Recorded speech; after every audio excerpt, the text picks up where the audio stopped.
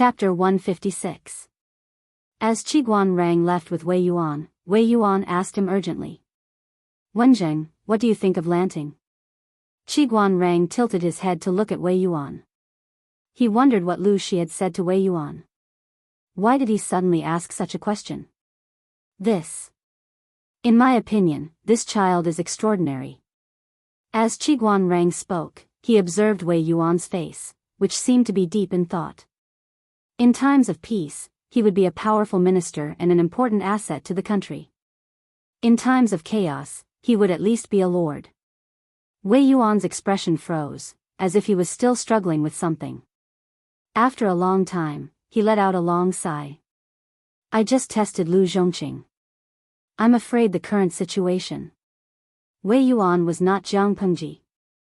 He could not say things like directly saying that the country was about to perish.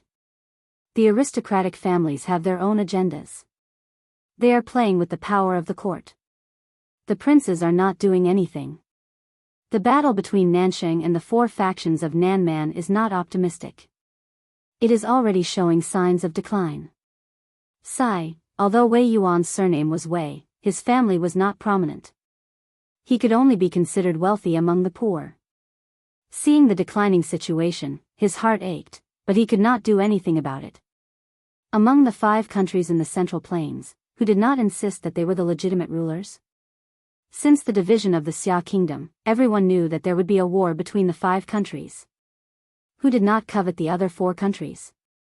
However, since the founding of Dongqing, they had always valued culture and restrained military power. Due to the frequent harassment from the 3 tribes of the northern borderline, the people at the border were poor. The soldiers did not have the opportunity to rest and recuperate. They were like old horses that had traveled long distances with empty stomachs. They were now exhausted. Not to mention, the aristocratic families controlled the court.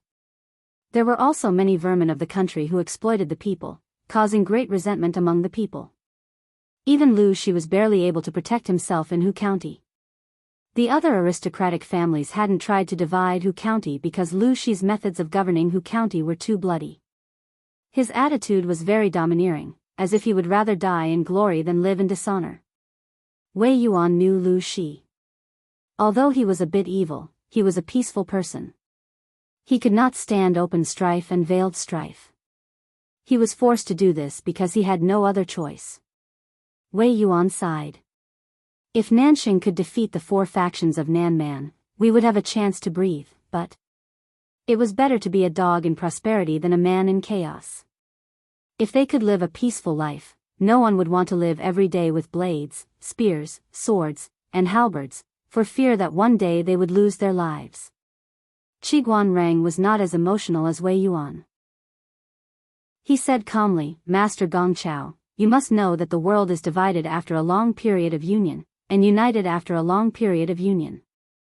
Now that the 5 countries are not giving way, chaos is only a matter of time. It's all the same whether it's earlier or later. Wei Yuan's expression was one of helplessness. Although that was what he said, he still found it hard to accept.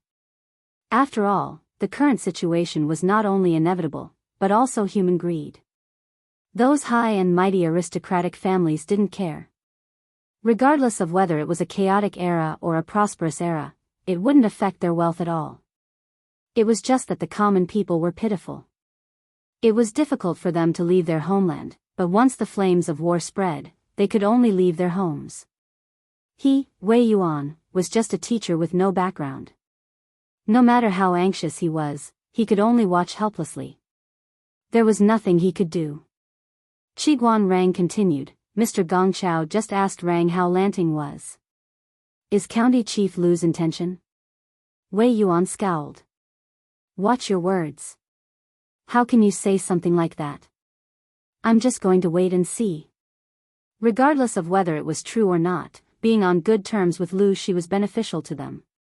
Qiguan Rang was silent. Even though Wei Yuan didn't give him a specific answer, he knew very well that regardless of whether Lu Shi had the intention to cause trouble or not, his son was someone who wanted to see the world in chaos.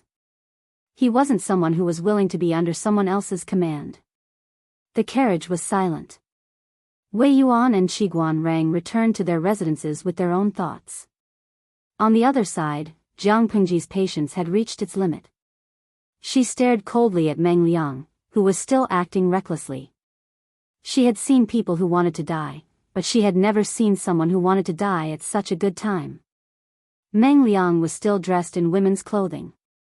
He looked shy, but the condescending look in his eyes betrayed his true feelings. Jiang Pengji's impatience had reached its peak. She could have slapped him in the face the next second. The system was enough to annoy her. She wanted to be alone, but she didn't expect an even more disgusting *T stir to come at her. Why are you looking for me? You and I are men and women. Even though I'm still young, being in the same room will still attract criticism. Jiang Pengji's tone was very stiff, with a hint of impatience. Meng Liang had been spoiled since he was a child. Others had always been the ones to look up to him. When had he ever had the chance to observe others? He didn't realize how bad Jiang Pengji's mood was. Even if Meng Liang was there to build a relationship, Jiang Pengji should have taken the initiative to flatter him. Does Cousin Lanting not like me? Other than the first time I came to the Lu residence, I haven't seen you at all. Jiang Pengji took a deep breath. Cousin, you're almost 15 years old. Men and women should be different. Why would I look for you for no reason? What a boring blockhead. Meng Liang secretly spat and said, even so, it's not a bad thing for cousins to be a little closer to each other. Plus, I'm here alone with a few servants to visit my aunt. I'm not familiar with the place and the people. It's boring. If that's the case, why do you want to see me? Jiang Pengji couldn't be bothered to feign civility. She went straight to the point. She was not in a good mood at the moment. Since someone had come to get into the muzzle, if she did not vent her anger, wouldn't she be even more sullen? Meng Liang's cheeks were red. He asked quietly, does Lanting know any fun places here? Jiang Pengji clicked her tongue in her heart. What fun places could there be in this ancient era that was so backward? But she still said indecently, there are fun places, but you're a woman. It's not convenient for you to go. She had made it so clear. Meng Liang was an experienced player. How could he not understand what she was talking about? If it was any other time, he would have just teased her and asked her to go for a walk. But he was a woman now. It was not appropriate for him to be too enthusiastic. It was also not convenient for him to go to such places. Thus, he pretended to be coquettish. Cousin, do you hate me that much? How could you say such inappropriate things? Hypocrite. Jiang Pengji snorted in her heart. She suppressed the surging disgust in her heart. Seeing that Jiang Pengji didn't reply, Meng Liang was slightly unhappy. He had such a beautiful face, but someone didn't take the bait. Chapter 157. Meng Liang twisted the handkerchief in his hand and said awkwardly, I heard from a few servants that there is no curfew in Hejian, and it's very lively at night. It's rare for me to be here, so I want to go and have a look. But my aunt isn't feeling well, and my uncle is busy with work. If I go out alone, wouldn't my reputation be tarnished if I run into some hooligans? That's why I'm here to look for you. Jiang Pengji smiled coldly. Since he was asking for it, he couldn't blame her for being ruthless. Besides, which noble lady didn't have servants around her when she went out to play? How pretentious. She said awkwardly, but you're a woman after all. If you go out with me like this, people will gossip. What if your reputation is ruined? If you're really bored, I can let the maidservants play with you in the yard. If you go out. Meng Liang secretly gritted his teeth. He didn't expect Lu Shi to be such a sanctimonious hypocrite. He was already tempted, but he had to pretend to be inviolable and say that he was doing it for his sake. Meng Liang planned to continue persuading her, but he was even more depressed. If he was in Meng County in Sang Prefecture, anyone would flatter him. He could even ask someone to kneel down and lick his toes. But who was Lu Shi? He dared to act pretentious in front of him. Meng Liang couldn't help but feel resentful. He blamed half of it on Lu Shi, who didn't know what was good for him, and the other half on the manservant who came up with ideas. When he got back, he would kick the manservant who came up with such ideas. Before Meng Liang could respond, Jiang Pengji added another sentence. How about this? If you really want to go out to play, why don't you change into a man's attire? That way, even if people see you, they won't say anything. Jiang Pengji suggested seriously, if I see someone I know, I can say that you're a new friend. How about that? She put on an expression that said, I'm doing this for your own good, and said reluctantly, I'm afraid you don't know that I just broke off my engagement with the Wei girl. If people see me taking you out to play, people might spread rumors that Lai Shi is a fickle man, and that's why he broke off his relationship with the Wei girl. If that's the case, Lai Shi's reputation will be in jeopardy. What else could Jiang Pengji do? She was helpless. The corner of Meng Liang's mouth twitched as if he had just heard some stupid suggestion. Let him cross-dress? To think that his cousin could think of this. However, this was also a compromise. From Lu Shi's point of view, it was indeed a win-win solution. Not only could she protect her cousin's reputation, but she could also prevent herself from being gossiped about. Moreover, she could also help her cousin relieve her boredom. However, even though the idea was good, it depended on whether Meng Liang would agree to it or not. Although Meng Liang was a jerk and had a muddle-headed brain, he wasn't completely dumb. The world was big, but life was the most important. What if he was discovered by Meng Han when he returned to his male attire? However, if he did not agree and missed this opportunity, it would not be easy to find a reason to drag Lu Shi out the next time. Jiang Pengji could tell that he was conflicted. She took the opportunity to remind him, I'm wrong. You're so beautiful. If you disguise as a man, you won't be able to hide your femininity. It doesn't make a difference if you disguise as a woman. It's getting late. If you don't have any other instructions, I'll ask my servant to send you back to your room. When it gets dark, you won't be able to see your own fingers. It won't be good if you fall. Meng Liang was suddenly enlightened. How could he be so stupid? It was so dark outside. If he returned to his male attire and put on some makeup, who would recognize him? That Meng Han was just a lowly captain, a dog that followed his father around all the time. That pair of dog eyes had only glanced at him a few times. All he had to do was put on some makeup. How could that Meng Han recognize him in the dark? It seemed that he was overthinking things. He was so nervous about being threatened by a lowly servant. Meng Liang's heart calmed down. He smiled and covered his mouth with his handkerchief. What's the rush, Cousin Lanting? I haven't been out much lately. I'm still in a daze after hearing your bold suggestion. Jiang Pengji smiled. Her tone was relaxed and a little indulgent. If that's the case, I'll wait in the courtyard for you to change into male attire. Remember to ask the maidservants by your side to put on some heroic makeup for you, so that others won't recognize you if you look too feminine. Meng Liang was still smiling when he heard the first part of Jiang Pengji's words. When she said the second part, he couldn't help but feel gloomy. If it wasn't for the fact that Lu Shi didn't know who he was, he would have suspected that Lu Shi was mocking him for being a sissy. Meng Liang suppressed the anger in his heart. He put on a smile and walked away gracefully. As a new personal servant, Nongqin walked him to the door. When Meng Liang was out of sight, there was still some fear in her big eyes. She secretly heaved a sigh of relief and hurried back. Lang Jun, before Nongqin could finish, Jiang Pengji was already leaning lazily on the table. She flipped a fan in her palm. Nongqin, go and prepare a new set of clothes for the manservant. Yes. Nongqin swallowed back the question she was about to ask. When she came back with the clothes, Jiang Pengji pointed at the clothes with the fan and said to Nongqin, you wear it. Nongqin was confused. She held the clothes and didn't know what to do. What? Go out with me tonight and watch the monkey show.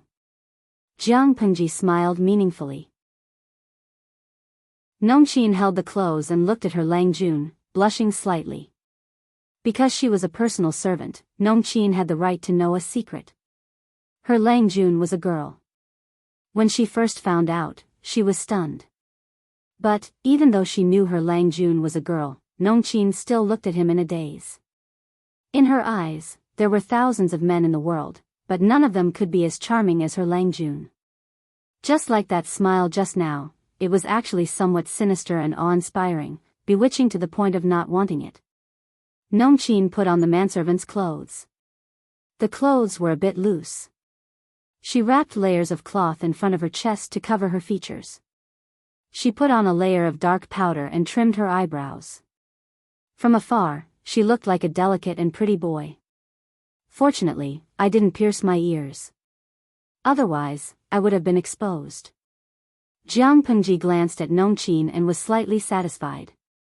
She took Nongqin out to watch the show, not because she favored her, but because she was the only one who didn't have pierced ears. She wanted to take Suku out, but he was still in the farm, so she didn't want to. Nongqin was stunned when she saw Jiang Pengji was about to go out empty-handed. Lang Jun, please wait. I'll go prepare some silver. How could she go shopping without money? She snorted. Prepare what? Someone will pay for it. If everything goes well tonight, I might be able to save a betrothal gift for you. Nongqin was confused again. Chapter 158. That being said, Jiang Pengji didn't really bring nothing. At least she brought 10 taels of silver. For an ordinary family, it was a luxury to bring 10 taels of silver with them. They had to be careful of pickpockets. Jiang Pengji felt that it was enough. But for Meng Liang, who was used to being extravagant, 10 taels of silver was not enough for him. Dongqing was different from the other 4 countries. There was no curfew at night, but the city gates would be closed at night. The night market was bustling with people. Vendors were hawking their wares.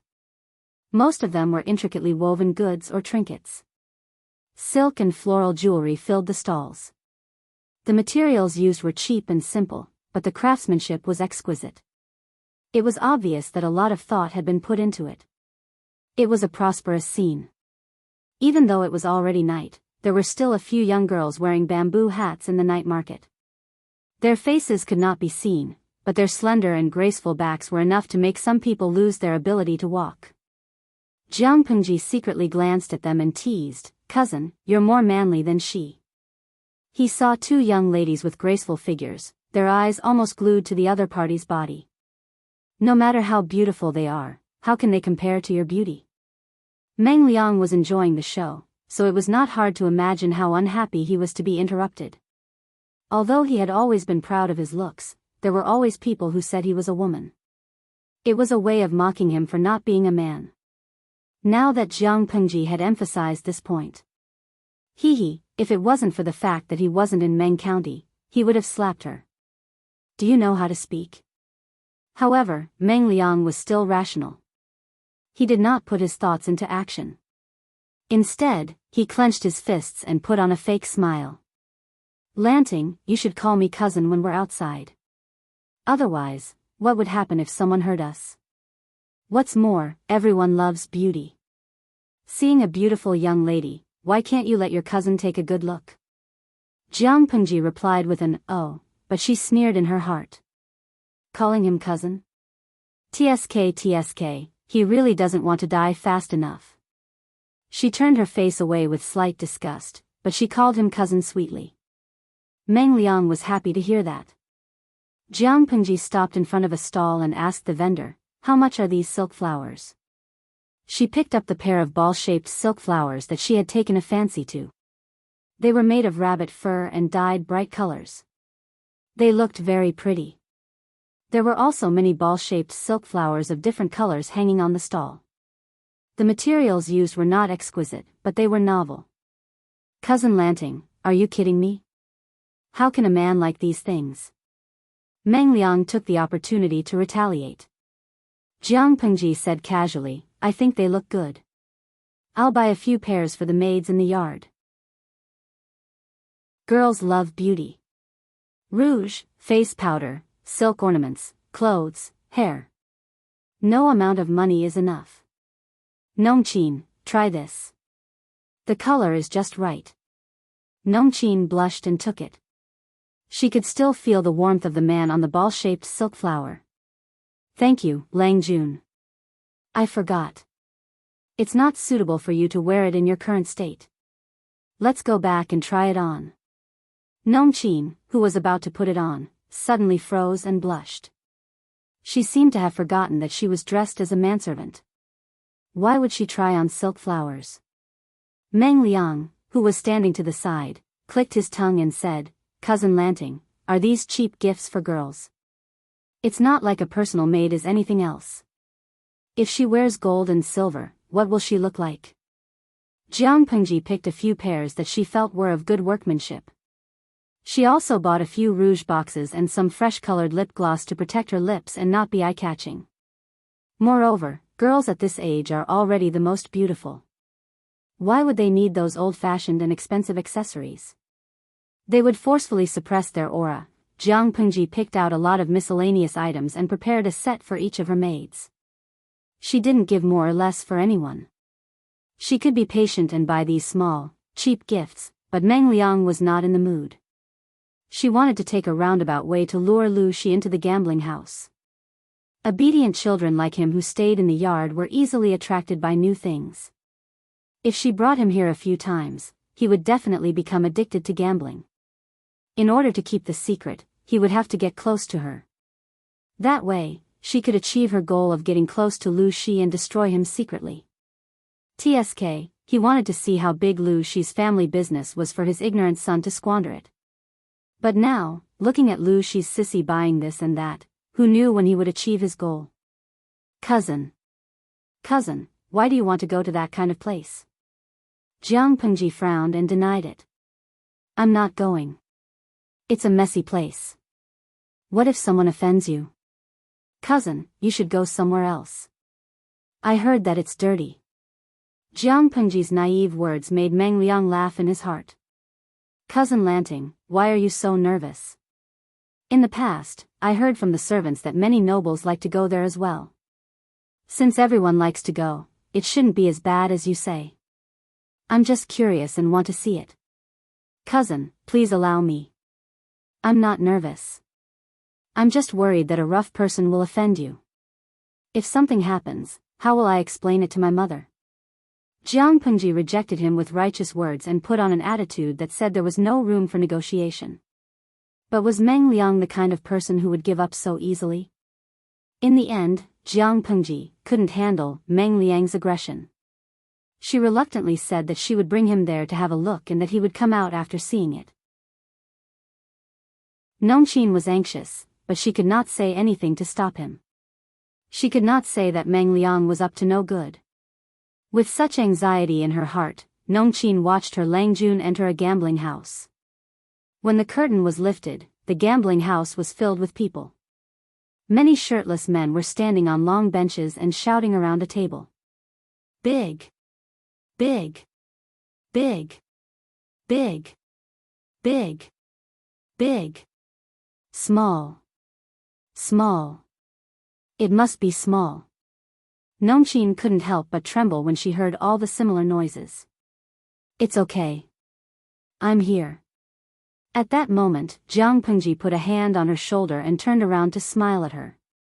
Strangely, Nongqin's fear disappeared and she gradually calmed down. The gambling house was big. There were more than 10 tables on the first floor, and each table was surrounded by more than 10 to 20 men. When the waiter in the lobby saw them, his eyes suddenly lit up. Young age, tender face, gorgeous clothes. When these characteristics were put together, they formed a shiny label. Fat sheep. What would you like to play?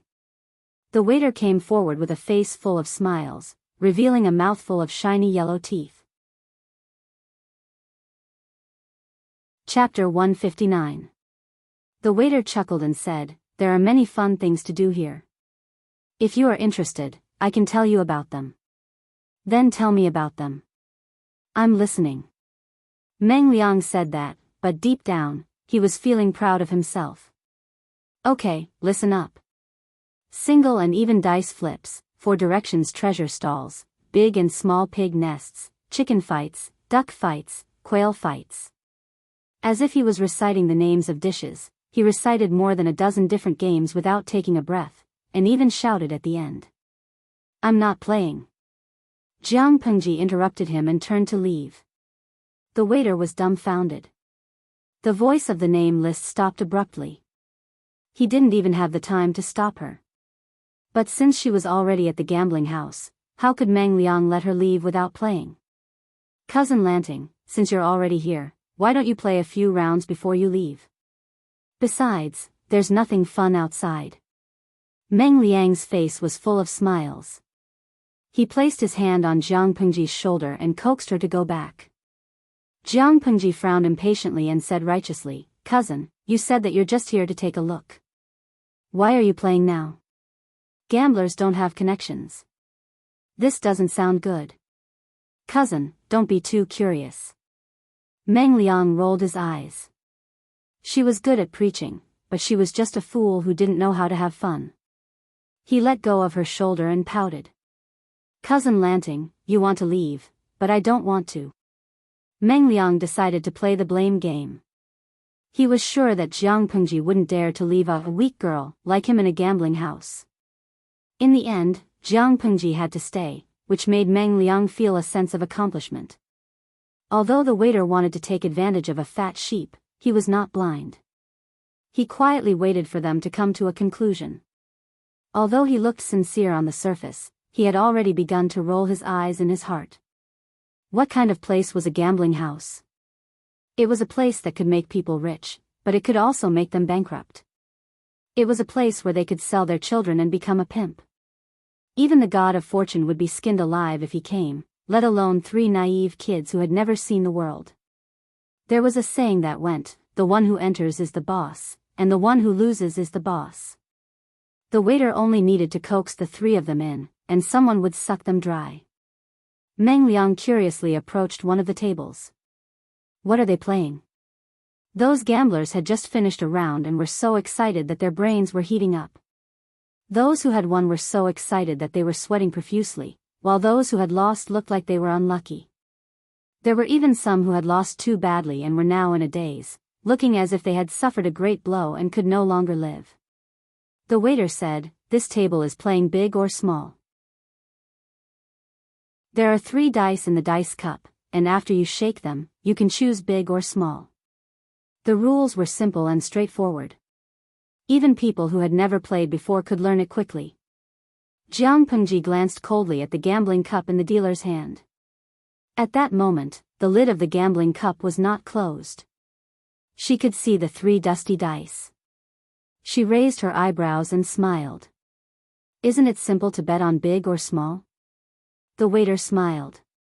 "It is indeed simple and easy to earn. Otherwise, there wouldn't be so many people playing." Many gamblers thought that a 50% chance of winning was too much. That was why they took the first step, and then they were cheated. Of the 3 dice, 4 to 10 were small, and 11 to 17 were big. If the dice were 3 or 18, which meant that all 3 dice were 1 or 6, then the banker would take it all. Betting on big or small would lose, and the odds were 1 to 1. How dare they play such a childish game in front of her?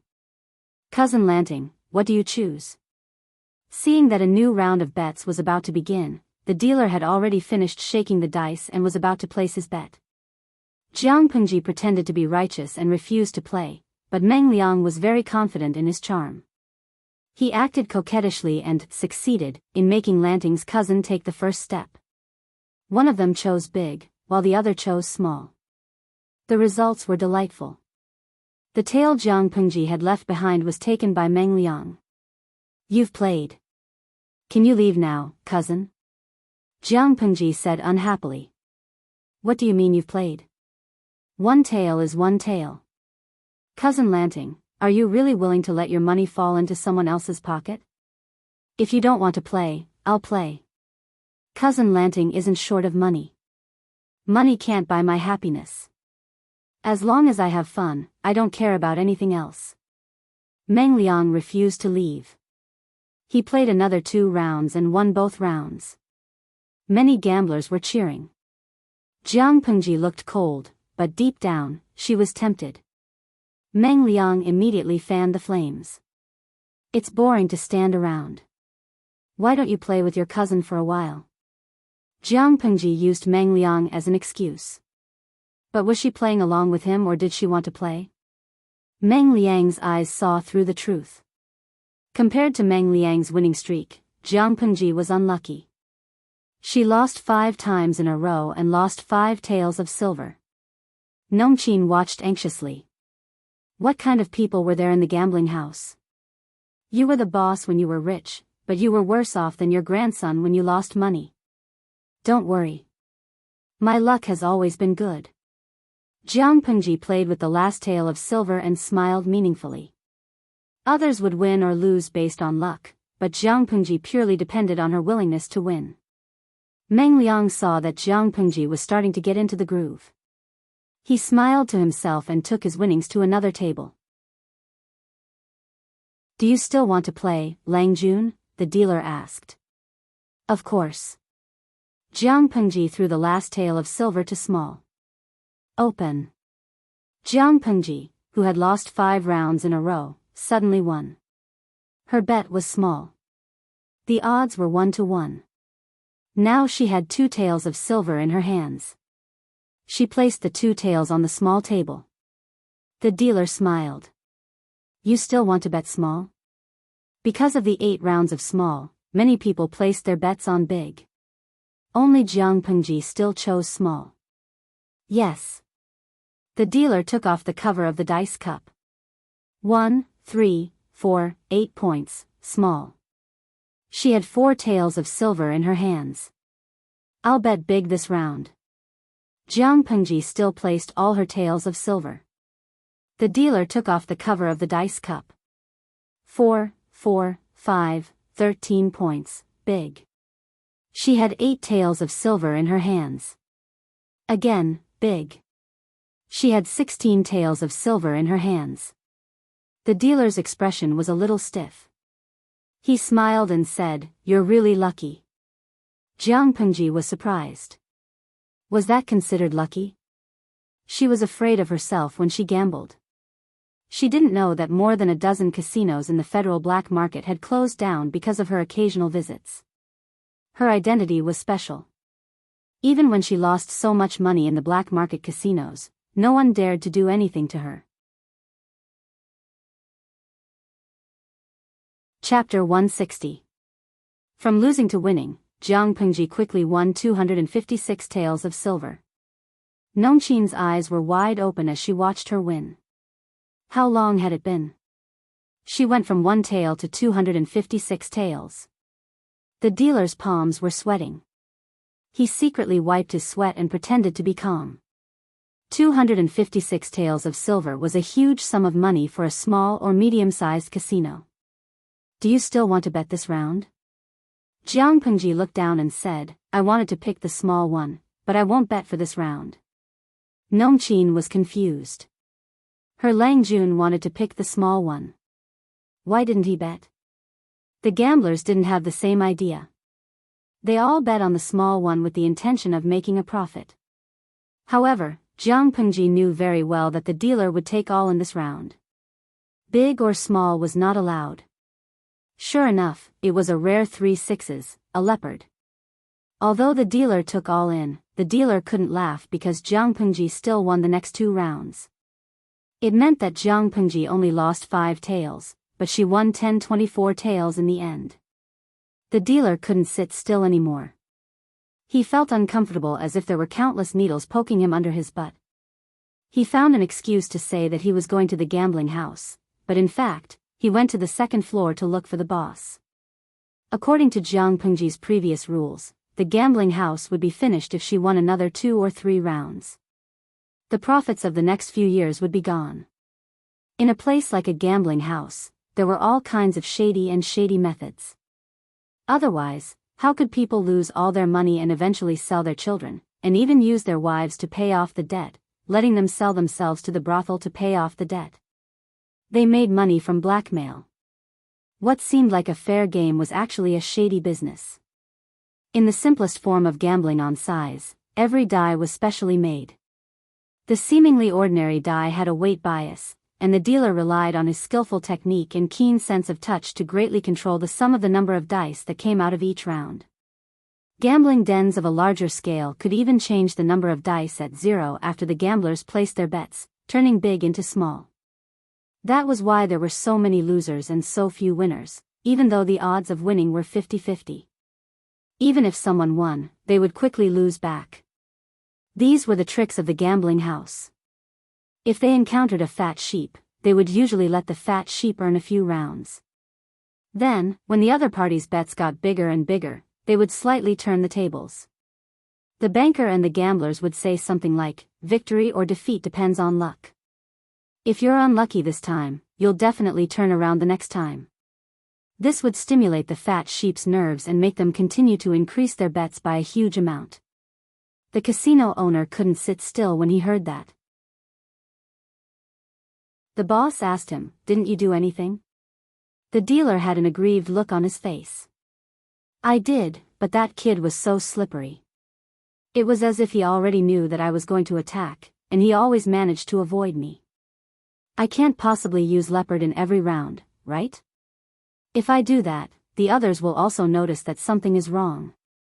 The boss was also burning with anxiety. He was the one who owned the gambling house. Jianghu's earning money was like digging meat out of him. If it really doesn't work, then let him win. When the time comes.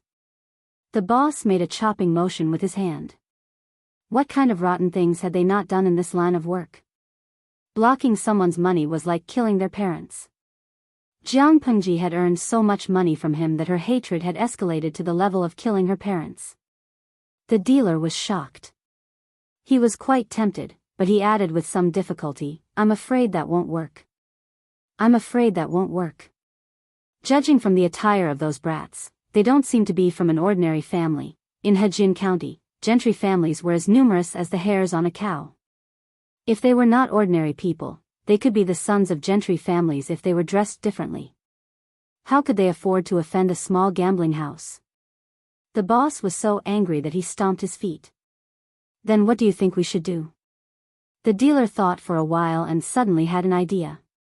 He said, "I remember now. That kid has an accomplice who is also playing at the other table.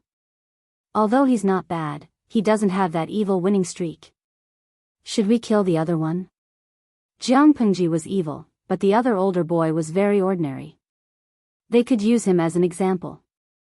However much the evil brat won here, they could make the ordinary one lose the same amount, or even more. This idea seemed to be very good. The boss and the dealer looked at each other, and they both saw the satisfaction in each other's eyes. That was a brilliant idea. Jianghu looked at the dealer coldly. She closed her eyes slightly, knowing that the big fish had taken the bait. How dare they scheme against her? She would definitely let them know what it meant to lose everything in one's pants. "Let's continue," Jianghu said leisurely with a slight smile on her face. That look made the dealer's heart tremble. He almost dropped the dice cup with his hand that was shaking the dice. It was not because Jianghu's smile was beautiful, but because of his sharp intuition from living in the marketplace. He felt threatened. The group of gamblers was excited to watch the show. After all, they lost more than they won, and they were excited to win some occasionally. Now they saw someone really winning streak, and the bet had reached more than 4,000 taels of silver. Looking at the rows of gold in front of Jianghu, everyone felt like they were going blind. If the gold was exchanged for the equivalent of more than 4,000 taels of silver, they would not even be able to transport it home. The dealer calmed himself down and asked with a smile, "Young Lang Jun, do you want to continue betting?" Jianghu suddenly smiled, and what she said made the dealer choke. "No. It's not challenging. It's boring." She pretended to stand up, and Nongqin, who was behind her, immediately walked up to the table and wrapped the gold in her arms. Nongqin's arms were heavy, and she was still dizzy. She felt very unreal. The dealer panicked and wanted to persuade her to stay, but when he heard the sound of Meng Liang slamming the table, he immediately calmed down. It was okay. If one table was won, wouldn't the other table lose as well? Jiang Pengji seemed to have only just realized that Meng Liang had gone to another table. Cousin? Jiang Pengji brought Nongqin over. Meng Liang's eyes were bloodshot, and he looked like he had lost his mind. Get out of my way. Meng Liang turned around and shouted. He pointed at the dealer and said, continue betting. Jiang Pengji was not angry.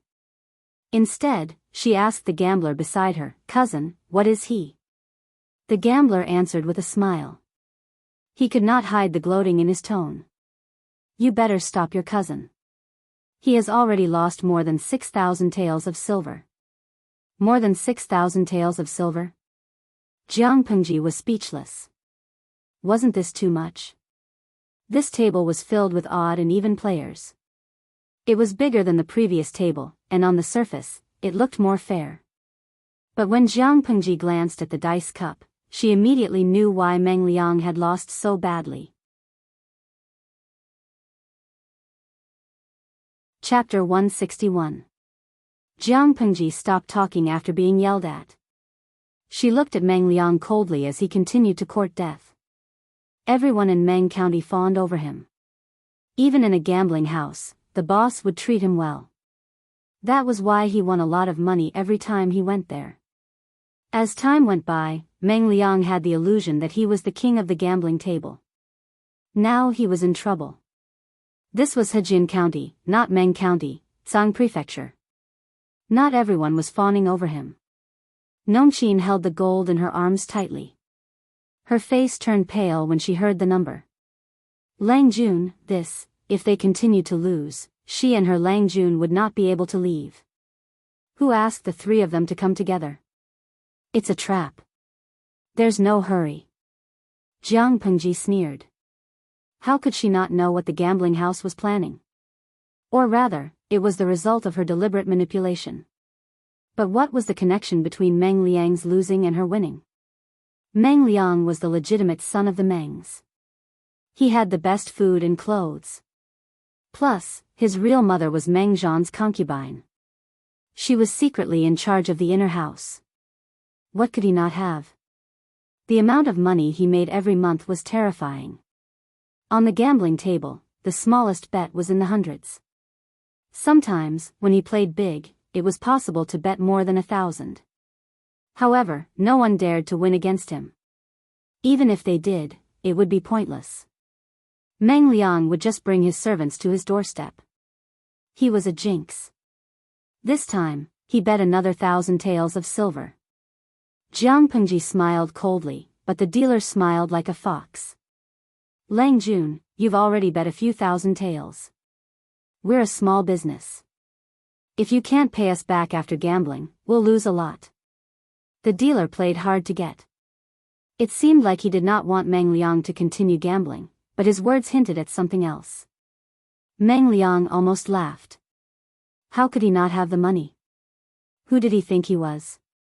Why are you talking so much nonsense? You're just a snob. Do you think I'll lose out on such a small amount of silver? He slammed the table.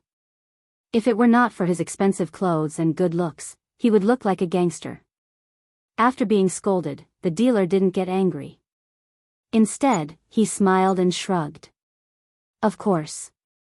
I can tell that you have an extraordinary background when I look at you, but how can that compare to real gold and silver? We haven't even seen a single strand of silver here. If you win, we'll have to give you real silver.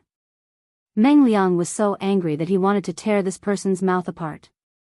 If he was still in Meng County, who would dare to treat him like this? What a snob. But as angry as he was, Meng Liang did not have any money with him. Thinking about this, he became even angrier. When the dealer saw that Meng Liang still hadn't taken out the money, he couldn't help but snort coldly. If you don't have money, you pretend to be rich and come here to gamble. This was a gambling den, not a charity hall. It was only right and proper to pay one's debts. Hurry up and return the money. Get lost. If you don't have money, just say it. Don't be unreasonable with me. After saying that, a few strong men dressed in coarse hemp clothes surrounded him. At that moment, Meng Liang was already irritated by the dealer's words. The frustration from his previous consecutive losses had been squeezed to the limit. Now, he was being mocked by an ant that he had never looked down upon. How could the proud and spoiled Meng Liang tolerate this? How dare an ant that he had killed so casually treat him like this? They must be tired of living. Meng Liang was not someone who could tolerate easily. At that moment, Jiang Pengji guessed that the time was right. She stepped forward to stop him, but it was actually adding fuel to the fire. She seemed to be in a difficult position. She said with a hint of charity, "Cousin, don't bother with these commoners. I still have some silver here." Meng Liang's eyes were red. He glared at her as if she was his murderer and pushed her away. "Do you know who I am? Lowly commoner, I dare you to touch a single hair on my head." Meng Liang had been provoked in many ways. His eyes were filled with anger. How could he still be rational? Hearing his arrogant words, the dealer snorted coldly and mocked him. "I don't care if you are a dragon or a tiger. Since you are here, you must follow the rules. How dare you be rude when you don't have the money?" Meng Liang shouted at the thugs who were trying to surround him. "Get out of my way, lowly commoner. I am the descendant of Lord Meng. How dare you touch me?" Meng Liang raised his hand and swatted away one of the thug's hands. His snow-white face was already flushed with anger. It was no wonder he was furious to be treated like that by a lowly commoner. "Meng Zhan is my father." "Fine." Jiang Pengji, who was watching from the side, curled her lips into a smile. Meng Liang had finally said the two most important words. "Who is Meng Zhan? I have never heard of him." The dealer sneered and pointed at Meng Liang's nose. "How dare you call yourself the descendant of Lord Meng? Will Lord Meng's descendant be like you? You can't even afford to gamble. How dare you call yourself the descendant of Lord Meng? Arrest him." Nongqin's face turned pale. The thugs not only wanted to detain Meng Liang, but also her and her Lang Jun. Clang! Before Nongqin could come to her senses, one of the thugs who had reached out to her suddenly flew out as if he had been hit by a heavy punch. He hit a nearby gambling table and the betting money fell to the ground with a crisp sound. This turn of events scared everyone so much that they didn't come back to their senses. What happened? Jiang Pengji retracted her foot and smiled wickedly. "Don't. My servant is young and timid. Don't bully him." That kick was from her. It was so fast that no one could react. "What are you waiting for? Let's go." Jiang Pengji took out a long fan from her sleeve and slapped one of the thugs in the face. His face was bleeding, and it hurt to look at. Meng Liang seemed to have just regained his composure, but he was not willing to run away like that. "You unruly commoners. If you dare to fight again, I will ask the Meng army to chop you into human jerky." Everyone was confused by Jiang Pengji's sudden attack, but Meng Liang, their stupid teammate, kept provoking their anger. They were so angry that they couldn't care less if the three were the sons of the gentry. They just wanted to lock them up and talk about their next course of action. Jiang Pengji was at ease. Even though Nongqin was dragging her down, she could still walk as if she was taking a stroll in the park. However, due to her costume, she could not move her lower body too much. She had to rely on the strength of her hands. Jiang Pengji, who had undergone special training, knew the structure of the human body better than she did. She could easily dislocate the joints of the opponents. The gamblers on the first floor saw that something was wrong. They immediately stuffed the betting money into their pockets and planned to sneak away while the situation was still chaotic. The other gamblers had the same idea, and the scene became even more chaotic. Jiang Pengji protected Nongqin, but she was not as nice to Meng Liang. Meng Liang was so frightened by the scene that he came back to his senses. His cheeks were pale, and he looked like a mess. Chapter 162. She said, "This won't do. I'm afraid none of us will be able to escape. I'll distract some of them. Take care, cousin." Meng Liang was furious as he ran. I think you're using me as bait, aren't you? Jiang Pengji smiled and said, Cousin Meng Liang has been stupid for so long. I didn't expect him to be smart for once before he died. What? Meng Liang was shocked. The three of them had run into a dark alley, and there was a pungent smell in the air. Just as he realized something was wrong, Jiang Pengji raised her hand and hit the back of his neck. Along with the pain, Meng Liang's vision was instantly shrouded in darkness. His consciousness quickly became hazy. Before he completely lost consciousness, he vaguely felt a sharp pain in his throat. His body involuntarily twitched twice. Nongqin was shocked speechless, but the person who hit him did not seem to be scared. Lang Jun, don't worry about him. Nongqin saw Jiang Pengji throw the unconscious Meng Liang on the ground like a piece of trash, and she was at a loss of what to do. Even though she did not like Meng Liang, he was still an important guest. If anything happened to him, there would be trouble. Who cares? Let's just run. Hold on to the gold in your arms. 10% of it will be your betrothal gift for your future husband. What? Nongqin was confused. Jiang Pengji smiled indifferently. She was annoyed that Nongqin was running too slowly, so she simply grabbed her hand and carried her up.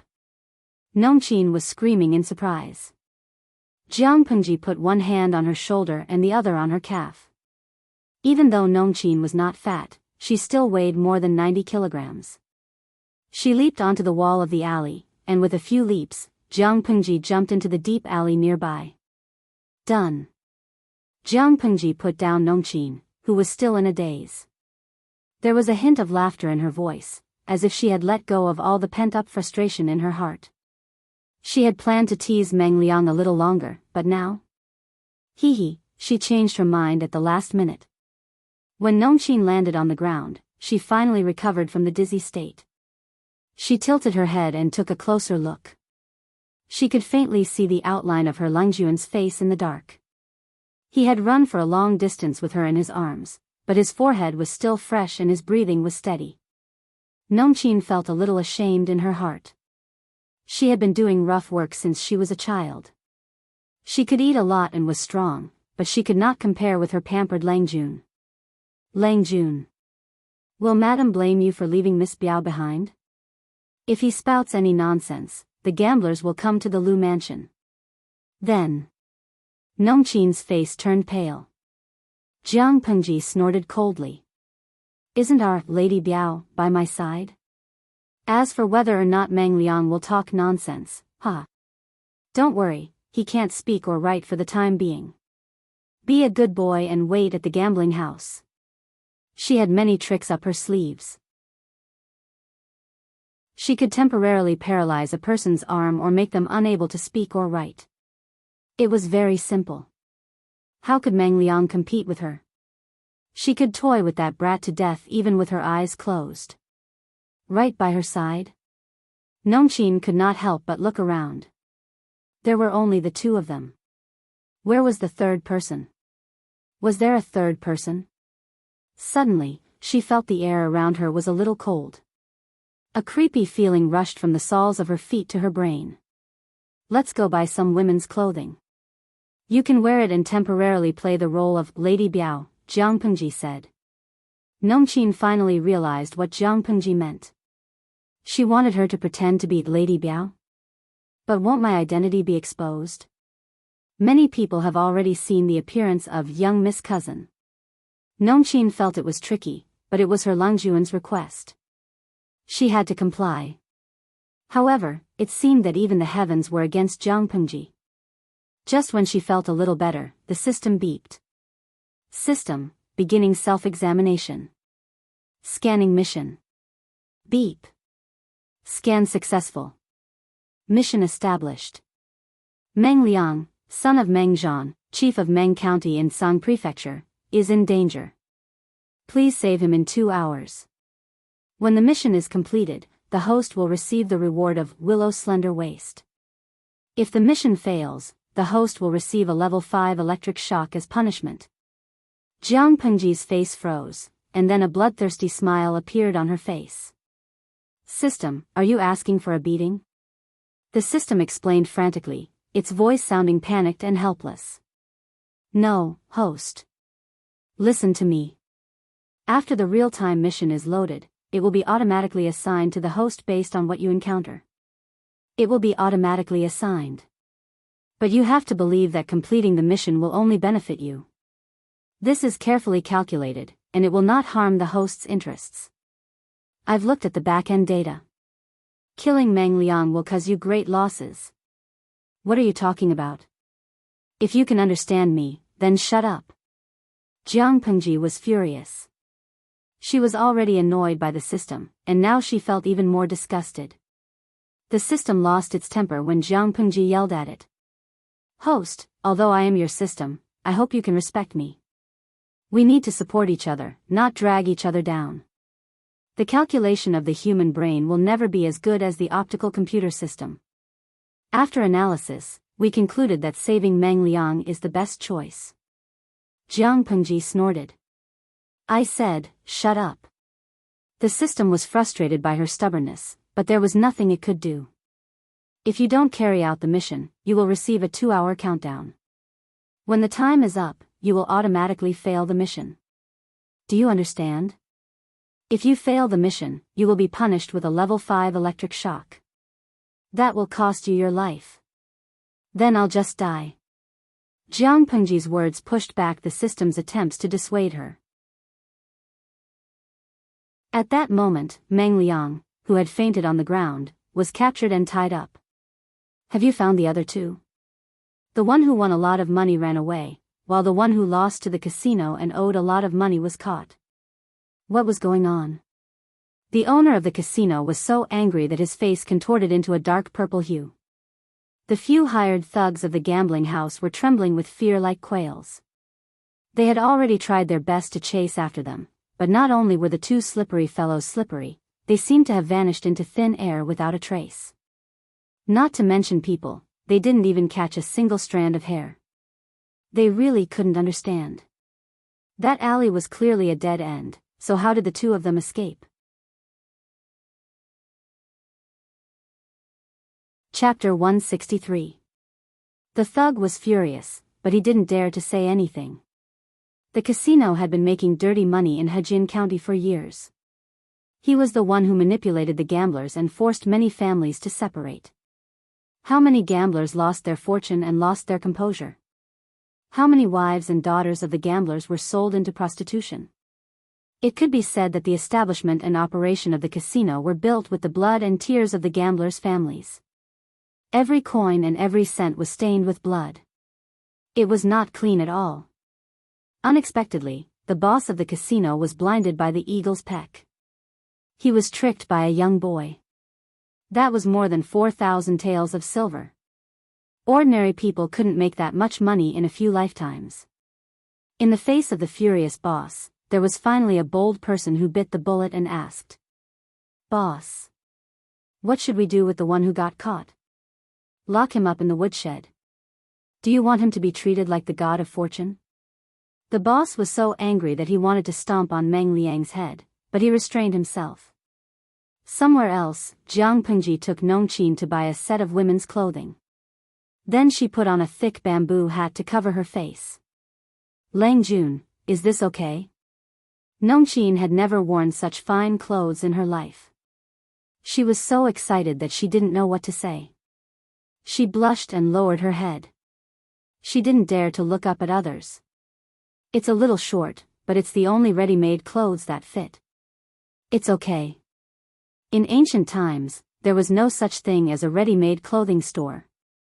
Most families would have their women go out to the streets to buy suitable materials and sew them into clothes. Some families would even grow their own raw materials and slowly turn them into cloth. After dyeing them, they would then make clothes. Even so, there were some places where ready-made clothes could be bought, such as the large-scale cloth stores. The cloth stores sold cloth, but they could also customize the clothes. Sometimes, in order to give customers a more intuitive introduction, they would make some ready-made clothes and display them in the shop. The clothes could also be sold, but that was not the main business of the cloth store. Jiang Pengji took Nongqin around the clothing store and bought a set of fine, high-quality clothes that fit her figure. He asked Nongqin to put on the bamboo hat and bought 2 bolts of good material for inner clothes for Xuemei Takshu. Jiang Pengji didn't want to be special. Nongqin bought the clothes because of special circumstances, not because she was biased. But for the sake of fairness, she couldn't ignore the other 2 maids in the yard. If he gave them other materials, even if they were made into clothes, they wouldn't be able to wear them. It would be better to buy the material used to make undergarments, which would be more comfortable to wear. Let's go, Jiang Pengji said. Nongqin nodded and pulled the white veil over the bamboo hat to prevent her face from being exposed. The system trembled as it spoke. Host. Are you really not going to consider it? Jiang Pengji had calmed down from her previous anger. She asked seriously, can you uninstall the real-time mission board after it's loaded? Don't give me these messy tasks, because even if you give them to me, I won't do them. The system said bitterly, I'm sorry, host. The loading board can only be uninstalled after the next major upgrade. In other words, before you level up for the second time, will these quests continue to be issued out of nowhere? The system carefully looked at her face to make sure she didn't have any intention of scolding her. Then, it spoke shakily. Not constantly. According to the manual of the board, the real-time missions are issued in a regular pattern. For example, if the host encounters something important, the board will calculate the best outcome and route, and then issue the mission. The host will receive a certain reward after completing the mission. If the host doesn't complete the mission or fails the mission, the reward will be exchanged for the corresponding energy value as a punishment. Jiang Pengji was silent for a while. When the system thought she was ignoring it, she asked a question. System, tell me clearly once again, what kind of system are you? I want to know your full name. The system was puzzled. That question was nonsense, wasn't it? But considering the host's temperament, it felt that if it didn't answer, it would probably be scolded again. So, it honestly said, the full name is Multidimensional Palace Intrigue Streaming System. Yes, you're the Multidimensional Palace Intrigue Streaming System. The loading of the real-time mission board is also to serve the main plot. This can be seen from the mission reward, Willow Slender Waist, slender and enchanting. Hee hee. Is that useful? Of course, men like slender waists, and having a willow slender waist can indeed make men linger on you for a second longer, but... Jiang Pengji's voice was very calm, but it was this calmness that made the system's scalp tingle. I want to kill all my enemies and become the emperor, not sleep with all the men and let them help me ascend the throne. Becoming the emperor and becoming the emperor's woman, how could the two be the same? So, now, system, you can shut up. The system didn't dare to make a sound. Jiang Pengji didn't have such a strong desire to cause trouble in the beginning. It was completely forced by the stupid system and the culture of this even more stupid era. She didn't want to be changed, so she could only think of ways to change others. As for the 5th level electric shock punishment that the system mentioned? Did it really think that the Federation's training methods were child's play? 90% of the so-called 5th level electric shock punishment was a threat. She knew what the other 10% was. Because she knew it, she was not afraid. It was still the same thing. Playing tricks with her? She could play with it with her eyes closed. Intelligence was a real weakness, and it couldn't be changed by leveling up. But a 5th level electric shock punishment? Jiang Pengji's eyes flickered, and the corners of her lips curled up. This was a good opportunity. There were many training courses for genetic warriors, but the core of it was to stimulate the muscles with external force. The system's punishment couldn't really use electricity. After all, the human body was different. It was most likely to use some kind of energy to stimulate the nerves and muscles of the body to achieve the same punishment as a 5th level electric shock. If that was the case, it would be a good training opportunity. Jiang Pengji brought Nongqin back to the loos and sent her to the outer courtyard where Meng Liang lived. Stay here for a few days. You can go back to normal after the storm blows over. Nongqin nodded. At that moment, there was a voice coming closer. Lang Jun, you're finally back. If you didn't come back, would have gone out to look for you." The person stopped abruptly and stared at Nongqin and Jiang Pengji. It was Meng Liang's servant who thought that his Lang Jun was back. Seeing the servant running over, Jiang Pengji suddenly smiled. Chapter 164. Meng Liang's servant was smarter than his master. Or rather, he was more perceptive. He could feel that danger was approaching. He was like a croaking frog that had been targeted by a poisonous snake. His life and death could be decided in an instant. The manservant tried his best to suppress the creepy feeling. He stopped in his tracks and bowed to Jiang Pengji. He bit the bullet and asked, "Do you know where my wife is?" Jiang Pengji laughed softly. Her mellow voice was different from that of a young man. It sounded more like it came from her throat. It sounded mellow. She said darkly, "Do you want to know where your Lang Jun went? If you're so curious, why don't you go to hell and ask him?" After the manservant heard this, he instantly shivered. His hands and feet turned cold, and the fear in his heart exploded in an instant. He was so scared that his legs went soft, and he directly knelt down in front of her feet. His knees happened to press on a few protruding stones, and immediately a bruise appeared. His thin lips trembled. He couldn't say a word.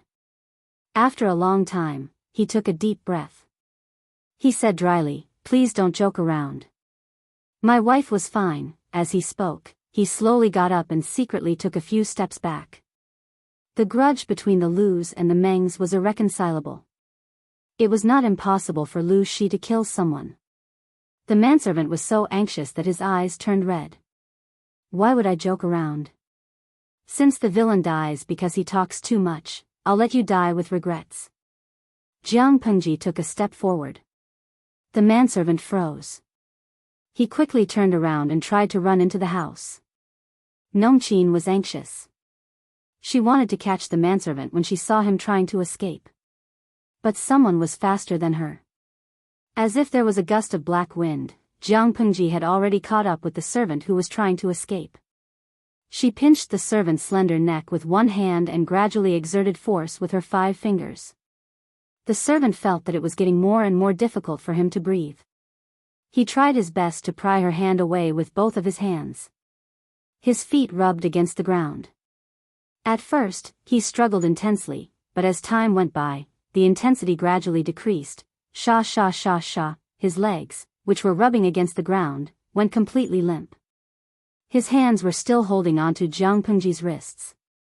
His eyes were wide open, bulging so much that it seemed like they were about to jump out of their sockets and explode in the next second. His face had slowly turned from dark purple to green. Nongqin saw the servant struggling hard before he died. His eyes were almost popping out of his eye sockets. She was so nervous that her breath quickened. She felt like she had fallen into an ice cellar, as if the night wind around her was strangely cold. "Are you scared?" Nongqin stood rooted to the ground and heard Jiang Pengji's gentle question. She took a deep breath, and the trembling in her chest calmed down under the stimulation of the cold air. She bit the tip of her tongue and regained her senses. Her eyes were shining with determination. "Lang Jun, I'm afraid now, but I won't be afraid in the future." "All right, go call the butler over and have him dispose of the corpse.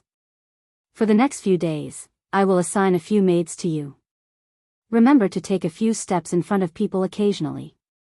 Miss Biyao, who came to the Lus 2 days ago, has never stepped out of this yard. Do you understand?" Nongqin nodded hard, as if she was trying to overcome the spreading fear in her heart. She thought the butler would panic when he saw the corpse, but she didn't expect him to be so calm. "His neck is twisted like this. How much strength did he use to hurt him?" The old butler guessed something from Nongqin's vague and mysterious description, so he came over with 2 confidants. With the light from the match, he saw the servant's completely twisted and sunken neck. He clicked his tongue. Nongqin was nervous. "Butler, this. Lang Jun heard a strange noise when he sent me here. I came over and saw this corpse. I don't know who did it. Someone suddenly died in the yard. What should we do? The old butler snorted and waved his hand. The two confidants had already put the corpse into a black cloth bag. We can't send him out secretly. Just throw him into the bucket of night incense, so that others won't see it and misunderstand. Asking people to move the corpse out secretly was the stupidest thing to do. It was no different from burying one's head. The people living near the loos were not ordinary people. No matter which door the corpse was moved out, it was impossible to guarantee that no one would see it. The old butler was experienced. He put the body in the bucket of night incense and sent it out. Who would be so bored to check it? Nongqin was a little scared, but seeing the old butler so calm, she felt a strange admiration and envy. It was not the first time the system saw Jiang Pengji kill someone, but none of the previous scenes were as shocking as this one. She killed the bandits in the village quickly and neatly. Almost all of them died in an instant, but she strangled the servant to death with her own hands. Her strength was so great that she directly crushed the neck bone. The system held back for a long time and asked without confidence, "How could you kill such a weak ordinary person?" Jiang Pengji said coldly, "I killed him to show you." The system was speechless. When did I ever tell you that I won't kill people who don't even have the strength to truss a chicken? That servant was as weak as a chicken, but it doesn't mean that he doesn't have the ability to do evil. There were more than 20 people who died directly or indirectly in his hands. More importantly, if he is alive, it will have an uncontrollable impact on the ending. So it's better to nip the risk in the bud. The system asked her in a low voice, "Okay, I don't care about that. But, what do you mean by killing him to show me? I don't know what your previous host was like, but I know one thing. Don't treat me like a clay figurine. System, you have done more than one thing to disgust me. I hope there won't be another mission like today." The system was speechless. As I said, this kind of real-time mission is issued randomly and automatically. I can't control it. If you don't want to do it, just say no. Anyway, if you don't want to do the mission, how can I force you? Hearing the system's words, Jiang Pengji suddenly smiled. Her smile was full of inexplicable meaning. The system added, "But if you fail the mission, you will also have to bear the punishment. Don't blame me for not reminding you if you can't bear it." At that time, 2 hours had passed since Jiang Pengji refused to do the mission. Chapter 165. Jiang Pengji listened coldly to the system's countdown, but her mood was not affected at all. "Xuanmei, if you hear anything tonight, don't come in to investigate." Xuanmei sat outside the door, a neatly folded mattress beside her. The mattress was used by the maids to keep warm during the night. Xuanmei was surprised to hear Jiang Pengji's instructions, but she still agreed. "Yes. Don't worry, Lang Jun." "Okay." Jiang Pengji replied softly. The system was humane enough to give Jiang Pengji 3 minutes to prepare. Jiang Pengji unhurriedly took off her outer garment, leaving only her moon-white inner garment. She sat on the mattress and calmly waited for the system's punishment. 3, 2, 1. Punishment commencing. As the system's cold countdown ended, in that instant, a strange and explosive energy instantly enveloped his entire body. From the surface of his skin, it fiercely flowed throughout his body like a hot knife through butter. Every muscle in his body seemed to have been violently crushed by something. Jiang Pengji was forced to bend over from the pain. She lay on the mattress, making only a slight sound. As the explosive energy spread, her heart beat at an unimaginable speed, as if it was about to jump out of her throat. Her blood flowed faster, and hot sweat flowed out of her pores. In less than 2 or 3 breaths, the place where she was lying actually became damp. The sweat on her back and shoulder blades had already soaked her clothes, and the excess sweat slid down her skin and dripped onto the bed. To be honest, the system's punishment was not on the same level as Jiang Pengji's previous training. In terms of cruelty, the system's punishment was at the most ordinary level, while the Federation's training was at the hellish level. Comparing the two, Jiang Pengji would rather go through the Federation's training once more. She had been careless and overestimated herself. She had forgotten that this body belonged to an ancient woman. Without any specific training, the ancient woman's performance in all aspects could only be described as low, let alone compared to her previous self. Lu Lanting's body would collapse under the same pain, but Jiang Pengji's previous body would not be affected. Even though Lu Lanting's body had an additional 31 points of fusion force, it was only enough to upgrade the body from a weakling to a burly man. In the end, it was still a normal person. In terms of numbers, it was not even comparable to a genetic warrior. Under such circumstances, Jiang Pengji was faced with a very awkward situation. His spirit and will were strong enough, but his body had already reached the limit of collapse. Her face was slightly twisted because of the pain, but the corners of her lips curled up into a twisted and strange smile, with a hint of mockery. Although she didn't know how the system graded the pain of the electric shock, after experiencing it herself, she was very clear about one thing: the so-called level 5 electric shock just happened to be the limit of this body's endurance. If it was just a little bit heavier, the body would collapse first and die. From the start of the punishment, the system had entered a state of indifference as a bystander, coldly watching as she accepted the punishment, waiting for her to give in and beg for mercy. Wasn't it good for the system and the host to mutually benefit each other? Why was he so violent and uncooperative? Wasn't this harming the interests of both parties? As a system, it was very certain of Jiang Pengji's ability. If it ignored her bad temper, it could not find any fault with her. For a system, especially one that had a clear purpose to nurture, a stupid host was indeed easy to control, but it was also tiring to bring them along.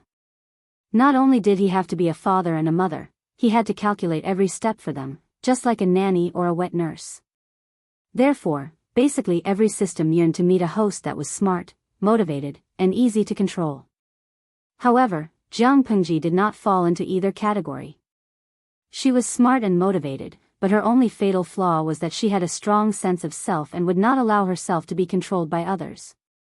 A host that refused to follow the system's orders was more annoying than those who were too lazy to use their brains. At that moment, Lu Lanting's body was already on the verge of collapse. If not for Jiang Pengji's strong will, it would have been useless. She secretly told herself, "Hang in there, Jiang Pengji." The genetic warrior training method developed by the Federation essentially used external forces to stimulate the activity of muscle cells. Although this strange energy had caused her to suffer greatly, after she had endured it, the benefits would be huge. The system would not let her die. If she did, the system would suffer a great loss. However, not letting her die and not letting her suffer were two completely different concepts. She knew very well that the system was using this punishment as a warning. If she did not want to suffer anymore, she had to complete the system's mission obediently. Haha. That was unfortunate. Jiang Pengji was a tough bone that no one could bite. Who would dare to bite? Be careful, or you might break a mouthful of teeth. The system watched coldly from the side. It did not seem anxious at all. Lu Shi's body data was being monitored in real time. He was only at the 0 point. It was fine as long as he was still alive. 3 minutes was not a long time, but for Jiang Pengji, every second felt like a year. 1 minute ago, Lu Shi's body data was in a scary red color, which meant that his body was on high alert. 1 minute later, the system was still not anxious, but it did not notice that the red color of the data had faded. By the time it realized something was wrong, the color of the data had turned orange-red. It was still high risk, but the alert level was lower than the red. What had happened? The system was confused. In less than half a minute, the orange-red color slowly turned orange-yellow, and the alert level was lowered again. Before the system could figure out what had happened, the punishment that lasted for 3 minutes was over. Jiang Pengji lay on the bed with her limbs spread out. Her chest rose and fell rapidly. She used her mouth and nose to greedily breathe in fresh air to relieve the pain in her body. 3 minutes have passed. Jiang Pengji's voice became extremely hoarse. It was as harsh as sandpaper rubbing against glass. The system softly responded. 3 minutes, it's really a pity it's too short," she laughed, and her voice sounded strange and cynical. The system thought that Jiang Pengji was mocking it, so it could not help but say, "The real-time mission is issued automatically. I did not intentionally give it to the host. The time, frequency, and even the content of the mission are not within the system's control. The host's sarcasm will greatly affect the enthusiasm of the system, which will have a huge impact on our cooperation." Jiang Pengji was extremely tired, but there was a bright smile on her face. "No, system, that's not what I meant." Jiang Pengji laughed so hard that she almost could not finish her sentence. "Then what do you mean?" the system asked.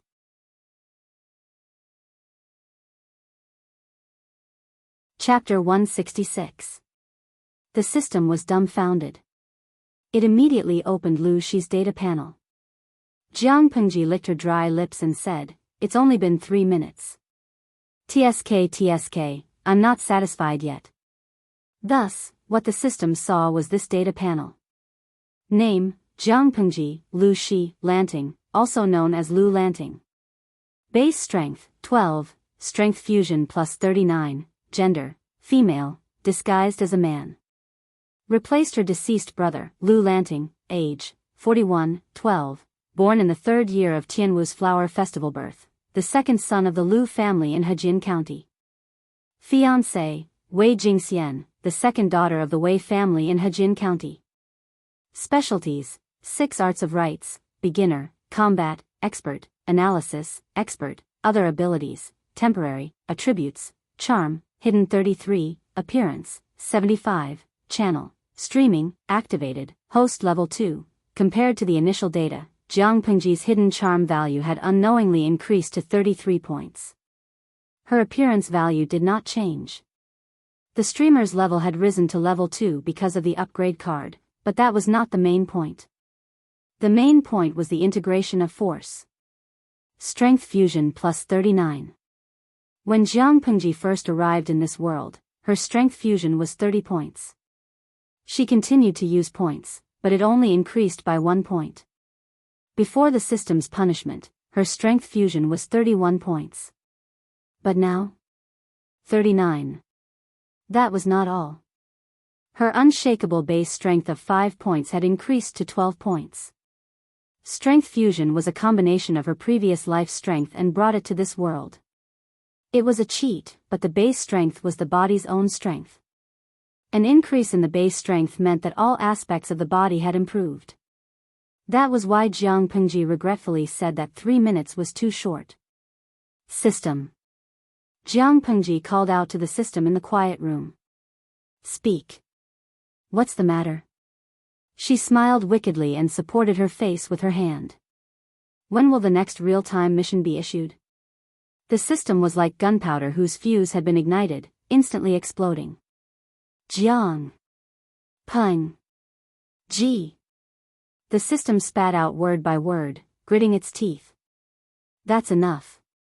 Jiang Pengji said righteously, "No, this is only the first time." "How can that be?" Come at me if you can." Everyone was hurting each other. The last time he had fused with his martial power, his body had been exhausted to the extreme. However, the genetic warrior training this time felt completely different. There was still a faint pain in his limbs, but he felt an indescribable sense of comfort from the inside out. His mind was also very clear. She missed it. Jiang Pengji wiped the sweat off her face and took off her inner clothes. She rolled them into a ball and wiped the sweat off her skin. Then, she put on the clean inner clothes and left the dirty ones on the clothes rack for the maids to clean up the next day. "Xuanmei." Jiang Pengji adjusted her voice and tried to return it to normal. But when she listened carefully, it was still deeper and hoarser than usual. Outside the door, Xuanmei said respectfully, "Lang Jun, please give me your orders. Go and prepare some hot soup. I want to take a bath. Remember to brew another pot of hot tea and change the bedding on the bed." Her whole body was covered in sweat, and her wet inner clothes stuck to her skin. If not for the charcoal brazier in the room, she would have shivered when the cold wind blew. Xuanmei said, "Yes." After that, she heard some rustling sounds. Xuanmei must have lifted the soft blanket and got up to get someone to prepare the bath. Jiang Pengji soaked her whole body in the bathtub. She tied her long hair into a bun and fixed it with a hairpin. Takshu did not work that night, so Xuanmei was the one who helped Jiang Pengji bathe. I went out today and brought some toys for you and Takshu. I'll have someone send them to you tomorrow. Although the rules in the manor are strict, there is still room for flexibility. I know that girls like to dress up, so it's okay to embellish them a little. Xuanmei smiled gently. Lang Jun, that's very kind of you. After that, Xuanmei became a little absent-minded. She looked at Jiang Pengji with struggle and awkwardness. If you have something to say, say it. Don't keep it to yourself, she said. Xuanmei secretly bit her lips and said shyly, why haven't I seen the boy servant by your side these days? Jiang Pengji raised her eyebrows. She did not expect that Xuanmei still had not figured it out after so many days. Su Ke was not a man that Xuanmei could win over. They were not compatible. If they were forced to be together, it would only add to the resentment. She could force Su Ke to get close to Xuanmei, but what was the point? Anyway, Jiang Pengji would not do that. If Xuanmei had the ability, she could pursue him herself. If she succeeded and Su Ke was willing, she would be the matchmaker. Su Ke was sent out to do something else. He is not staying in the manor for now. Xuanmei was too embarrassed to continue asking after that answer. Her expression was a little more awkward than before. The next day, Jiang Pengji woke up feeling refreshed. She meditated for a while. Her 5 senses were much better than before. After breakfast, the servant reported that Qiguan Rang was visiting. What a rare guest. Jiang Pengji smiled and teased him. I thought that Mr. Wei would not come. According to Wenjing's temperament, he would not take the initiative to visit. Qiguan Rang was born in a poor family. Because he was of mixed blood, it was easy for others to despise him and curse him as a bastard. To reduce such humiliation, under normal circumstances, he would not take the initiative to visit his friends from the gentry clan to avoid attracting criticism. But at that moment, he was not in the mood to respond to Jiang Pengji's teasing. As soon as he sat down, the first thing he said was, "Why did you act so impatiently?" Jiang Pengji was not surprised at all. It's a once-in-a-lifetime opportunity. Last night was a good opportunity. Not only could I get the Lu Manor out of this, but I could also trick Meng Liang. I also made a small fortune. Jiang Pengji smiled and her eyes curved. I guess what happened last night has spread far and wide. According to Meng Hun's ability, they will know about Meng Liang by the afternoon. Do you think we should wait for him tonight? Wait for him? Who was the rabbit? Needless to say, it was Meng Hun. How can you be sure it's tonight? Qiguan Rang asked. Jiang Pengji said, if not tonight, should we wait for a few days? Don't forget that when Meng Liang left Sang Prefecture, he brought his entourage with him. If he did not think he was smart and dump his entourage, he would not be in this situation. Now the gambling house is saying that a kid named Meng Liang is causing trouble. As long as Meng Liang's entourage is not deaf, he will find out sooner or later. As long as Meng Hun was not stupid, he should have thought of that. If he did not capture Meng Liang and hesitated for a moment, Meng Liang would have been rescued by his entourage.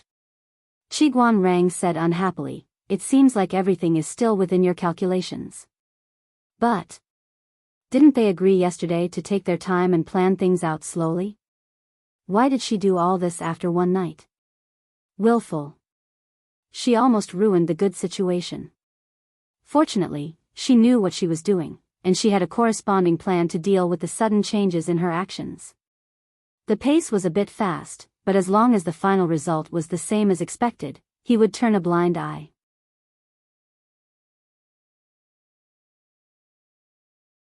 Chapter 167. Move faster. Otherwise, it will really fly away. Qiguan Rang tapped his feather fan on his knee. His expression was serious, as if he was thinking about something serious. If Meng Hun really kidnaps Meng Liang tonight, What are you going to do? In other words, what excuse could Jiang Pengji use to appear in front of Meng Han without arousing his suspicion? Jiang Pengji was prepared for that. As you know, Meng Han already knows where Meng Liang is. He also knows that Meng Liang is in the Lu residence. From his point of view, Meng Liang has a close relationship with the Lu mansion. Since that's the case, I'll use the excuse that Lady Cousin is capricious and sneaked out of the mansion to play. She didn't return for the whole night. The Lu mansion was anxious and sent people out to look for her. Coincidentally, they bumped into Meng Han's group. Isn't that good? Using rescuing Meng Liang as an excuse, he would secretly help Meng Han take Meng Liang away without arousing the slightest suspicion. After hearing this, Qiguan Rang's thin lips, which had always been tightly pursed, could not help but twitch. As shameless as he was, sometimes he had to admire Jiang Pengji, who was even more shameless and proud of it. He also pitied Meng Liang. Being schemed against by the person in front of him once wasn't enough. In such a short period of time, he was schemed against again and again. In the end, he was even being squeezed out of his final value. Jiang Pengji said, "Tonight, let's wait for a good show. Wenzheng, do you want to come? We've reserved the best seat for you." Qiguan Rang rejected him mercilessly. He said expressionlessly, "No, I'm old and tired. I don't want to torment myself." Compared to jumping up and down without any peace, he preferred to squat comfortably in one place. He didn't want excitement, only stability. That's a pity. Jiang Pengji picked up the teacup and took a sip. She said to the system, "It's almost time. Start the semi-interactive streaming mission." The title remains the same. Just put, "How to kill Meng Liang gracefully without wasting time." Her relationship with the system was very stiff, but due to the current situation where the two of them could not be separated, while she was wary of the system, she also had to constantly pay attention to its little tricks. She tried her best to take the initiative and control the rhythm of the situation, so as to prevent the situation from getting out of control. The system wanted to throw a tantrum, but its job was to live stream. If Jiang Pengji really did not live stream, its losses would be incalculable. He could go against anything, but there was no need to go against the popularity points. Therefore, when Jiang Pengji suggested starting a semi-interactive live stream mode and entering the main topic of the mission, it reacted immediately.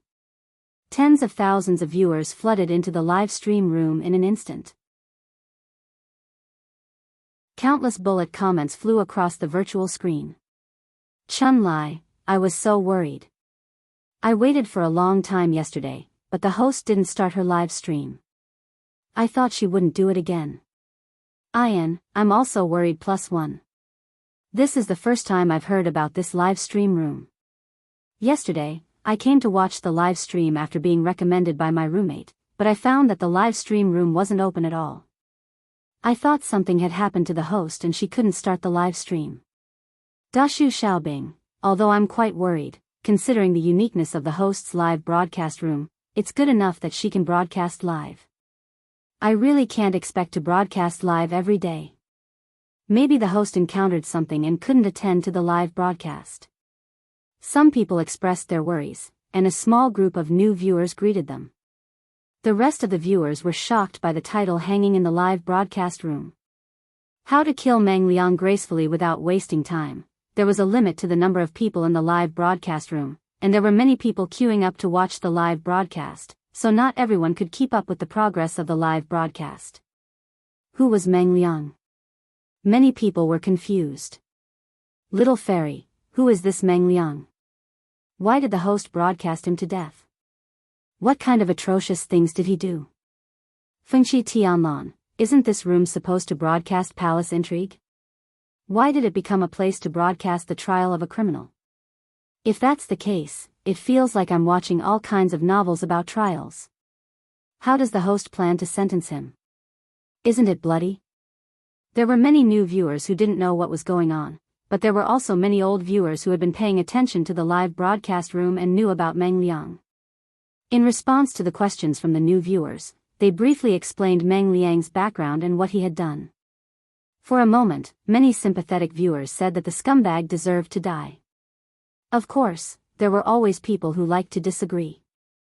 Librarian Auntie, even if Meng Liang did something wrong, the host doesn't have the right to kill him, does she?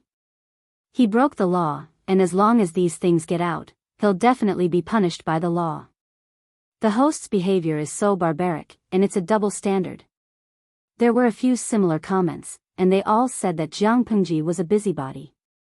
She wasn't serving tea, so why did she have to extend her hand so far? Jiang Pengji chose to ignore these comments. She didn't have the slightest intention to explain or refute them. It wasn't that she couldn't argue with them, but she didn't want to waste her breath on such low IQ people. When did she say that she was a good person? When did she say that she was a good person who upheld justice? Upholding justice was a matter of the law. What did it have to do with her? She killed Meng Liang simply because she didn't like Meng Liang. That brat had blocked her way and crossed her bottom line. Essentially, she was only doing it for her own benefit. Getting rid of a scumbag for the people was just a side benefit. In today's era, even if Meng Liang had done something even more outrageous, as long as the Meng family could bear the blame, no one could easily punish Meng Liang, let alone take his life. Even if Meng Liang had done something even worse, no one could easily punish him, let alone take his life. In an era where the law was unclear, the social classes were clearly defined, and the people were ignorant, the law was bullshit. Zhenjinda Jiangshan Ruhua, the streamer has no morals. If you want to find truth, kindness, and beauty here, don't come in. It hurts your eyes. Jiang Pengji had no intention of completing the task. Instead, she practiced her calligraphy for a while. She analyzed the current situation with Qiguan Rang and exchanged their opinions. There was no bloody scene at all as they had expected. Host V, the main content of the live stream starts at night. It's a dark and windy night, so it's time for the Easter egg. A string of 666666666 popped up on the bullet screen. Zhenjinda Jiangshan Ruhua, my streamer, you're amazing. You have such a long Easter egg, but I only want to see the main content. Ian, read the main content +1 Chun Lai, read the main content +2. No matter how many people asked for the main content, Jiang Pengji remained unmoved. In the blink of an eye, night fell. Jiang Pengji temporarily turned off the live stream and changed into a black outfit that was convenient for her to move around at night. She raised her hand and pulled the black mask over her face, covering most of her face. County Chief, do you think the news is true? Didn't you say that the bastard was hiding in the loos? The person who spoke was trembling, afraid that it was a trap for them. After all, Meng Liang had been crazy for a long time. Meng Liang has been hiding in the loos. We have nowhere to go. Meng Han's eyes flashed with a hint of hatred. Whether it's true or not, we have to go. If we miss this opportunity, it'll be hard to take his life in the future. Someone else was worried. County Chief, what if it's a trap? Meng Han snorted and casually said, is Meng Liang that smart? Everyone was speechless.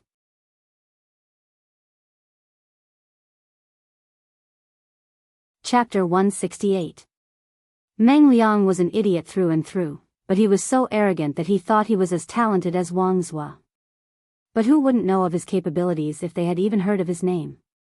If they thought that Meng Liang had deliberately spread the rumor about the gambling house to trap them, it would be too much for Meng Liang's brain to handle. But someone next to him said anxiously, didn't you say that the little bastard was hiding in the Lu mansion? The Lu mansion has been disgraced. In order not to be punished by the Mengs, they will definitely try to find him, right? Do you think it's possible that we won't find him? Meng Han lowered his eyes and said, it's possible, so we have to be quick.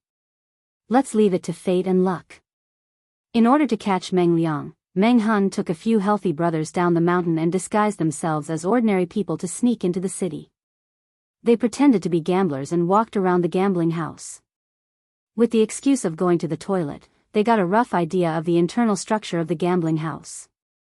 I heard that this gambling house often does immoral things. They lock the people they catch in the woodshed. If the little bastard is really here, he's probably locked in there too. This is the general structure of the gambling house, and the woodshed is here. The man who spoke was originally a scout, specializing in gathering information from the front line. Now he just wanted to get a feel of the gambling house, so it wasn't difficult for him. There are a lot of thugs in this gambling house. If we rush in and grab him, we might make a big deal out of it. It'll be hard to get out of the city tomorrow, someone suggested.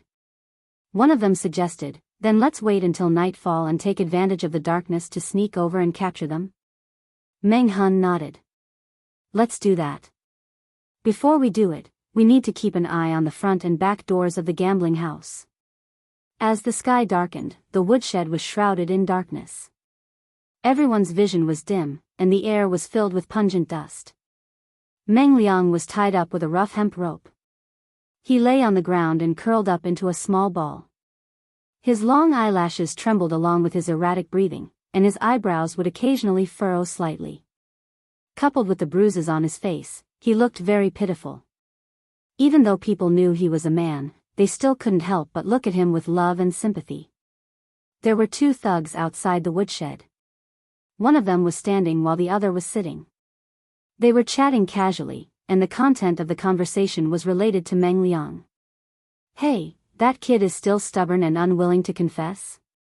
One of the thugs rubbed his arms to dispel the coldness of the night. He spat at the corner of the wall and said unhappily, "What's the point of doing this? If the boss is angry, he can do anything." Another person said, "Hey, it's not that the kid doesn't want to tell us. It was clear that there was something wrong with his throat. He couldn't use his hands and couldn't write. The strange thing was that the doctor came over to take a look and said that there was nothing wrong with him." This made the boss very angry. Meng Liang had lost a debt of several thousand taels of silver, but his partner had won more than 4,000 taels of silver from the gambling house and escaped. Was the gambling house losing money? It was a small business and didn't accept credit. He didn't expect that after working so hard to run such a gambling house and going against his conscience to earn so much black-hearted money, he would be tricked by a few young lads in the end. All the money he had painstakingly earned over the years went into someone else's pocket. It would be strange if the gambling house owner wasn't furious. They forced Meng Liang to ask about Jiang Pengji and Nongqin's whereabouts, but the sissy kid was still putting on airs and wouldn't talk. In the beginning, the owner of the casino and the thugs thought Meng Liang was just being stubborn, so they gave him a good beating.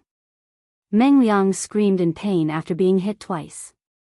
He didn't look like someone with a backbone at all. He didn't even beg for mercy. His watery eyes were swollen from crying.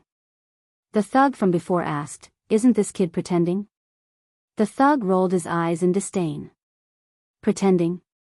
How is this pretending?" Every time he was hit, he would howl like a pig being slaughtered. He knelt when he was told to. His knees were as soft as mud. Did he have any backbone? You didn't see him crying while hugging the boss's leg. Girls aren't that weak. But didn't we say that the kid might be from one of those noble families? The thug continued to roll his eyes. Have you seen any noble as weak as the one inside? Even though I don't know how to read, I know that the real nobles would rather have their heads chopped off than kneel and beg. So, the one inside is a fake. Because it was the night shift, the thug went home to sleep during the day and missed a lot of things. Speaking of this, the thug suddenly chuckled. He put one hand on his partner's shoulder and whispered mysteriously, "Of course he's a fake. Have you seen any noble more coquettish than those young men in the south courtyard? That face is as beautiful as a fairy, but it's so coquettish inside." The boss was so angry that he asked his brothers to teach him a lesson and make him give in. Guess what happened in the end? He. In the woodshed, the unconscious Meng Liang slowly woke up.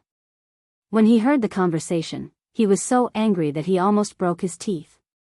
Then what does boss plan to do with him? Meng Liang heard another person say, "What else can we do?"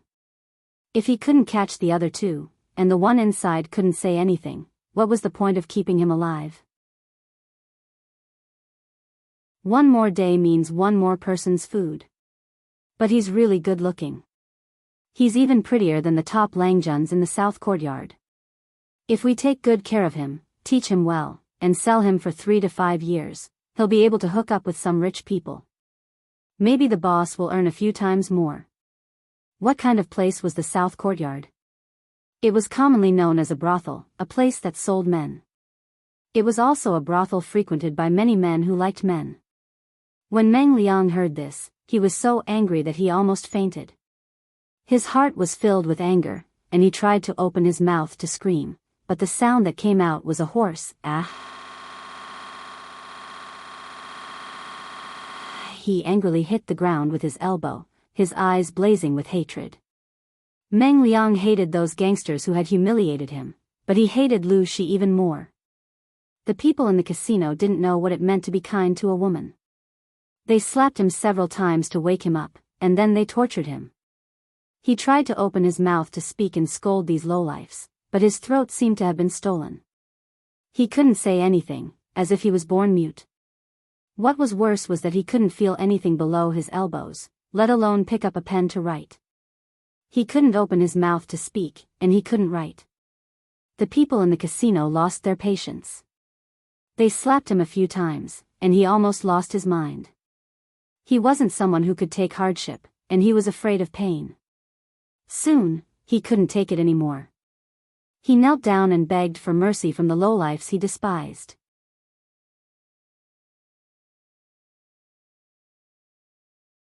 Chapter 169. Jiang Pengji was good at hiding. She was dressed in black and had a mask over her face. With the cover of the night, she had an easier time. But she was not there to save people, so when she jumped over the wall to enter the yard, she deliberately left an obvious flaw. Ziyinghua, I like the streamer's posture of jumping over the wall. It's like watching a martial arts movie. Cafeteria Daffin Auntie, I'm rubbing my face, but I'm still looking forward to the streamer's elegant qigong. Although it looks cool now, it feels too down to earth. Normally, shouldn't the streamer just spread her arms and fly? Ian, Cafeteria Daffin Auntie, you're not talking about a person, but a bird, right? Lo Siji Lianmeng, I feel like I'm the only one in the entire streaming room who saw through the streamer's other move.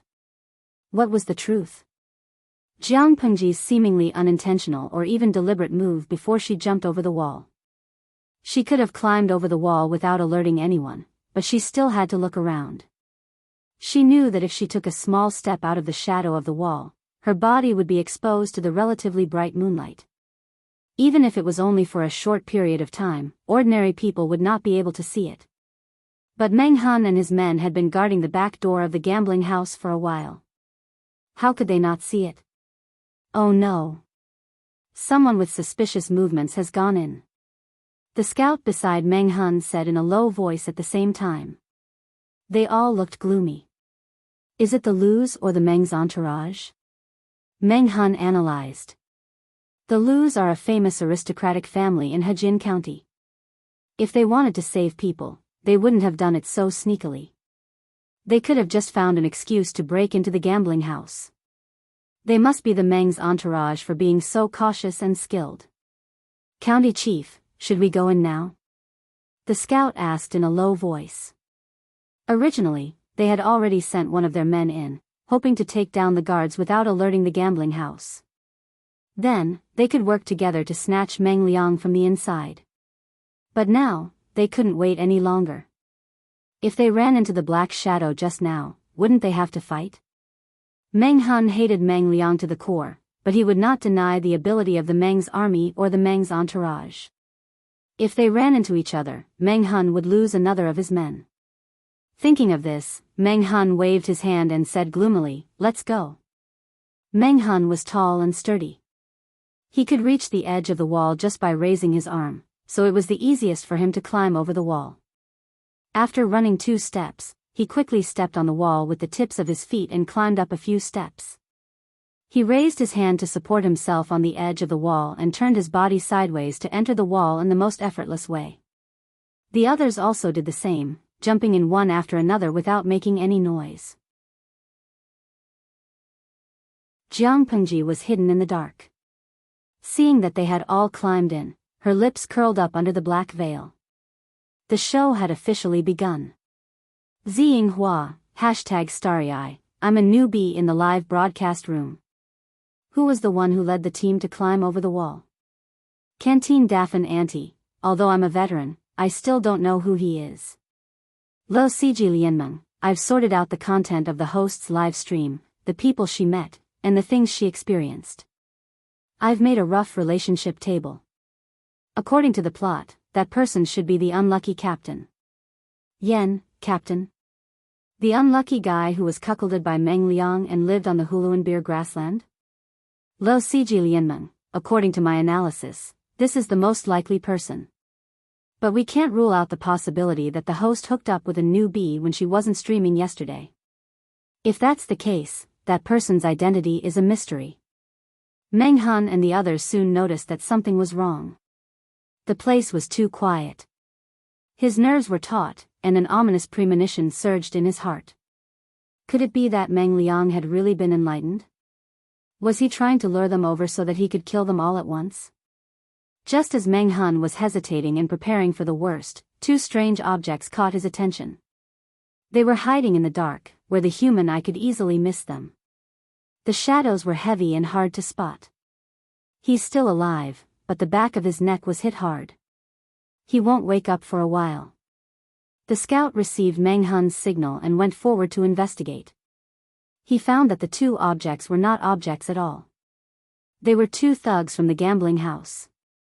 The skin on the back of the neck was bruised, which showed how strong the attacker was. If the attacker had been any stronger, they would have been dead. Meng Han said, "Let's go." The place where the thugs were supposed to be standing guard was empty. Then where did they go? Meng Han found a few thugs who had been knocked out and thrown into the dark. He was shocked.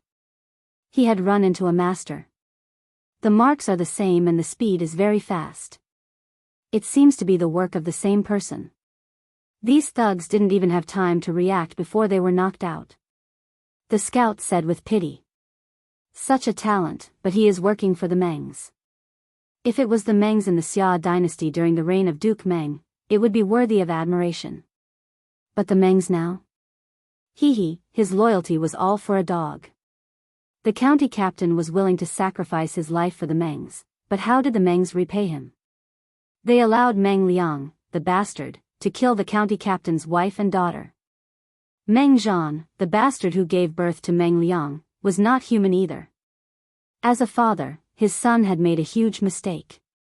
Instead of thinking about how to teach him a lesson, he tried to cover up the fact that the county captain's wife and daughter were killed. If Meng Liang hadn't spilled the beans, the county captain would still be in the dark. That's enough. Meng Han wasn't a foolishly loyal person, but he didn't like to belittle his old boss. There was only a wall between them. Jiang Pengji sat on the eaves and overheard their conversation. Her eyes flickered slightly.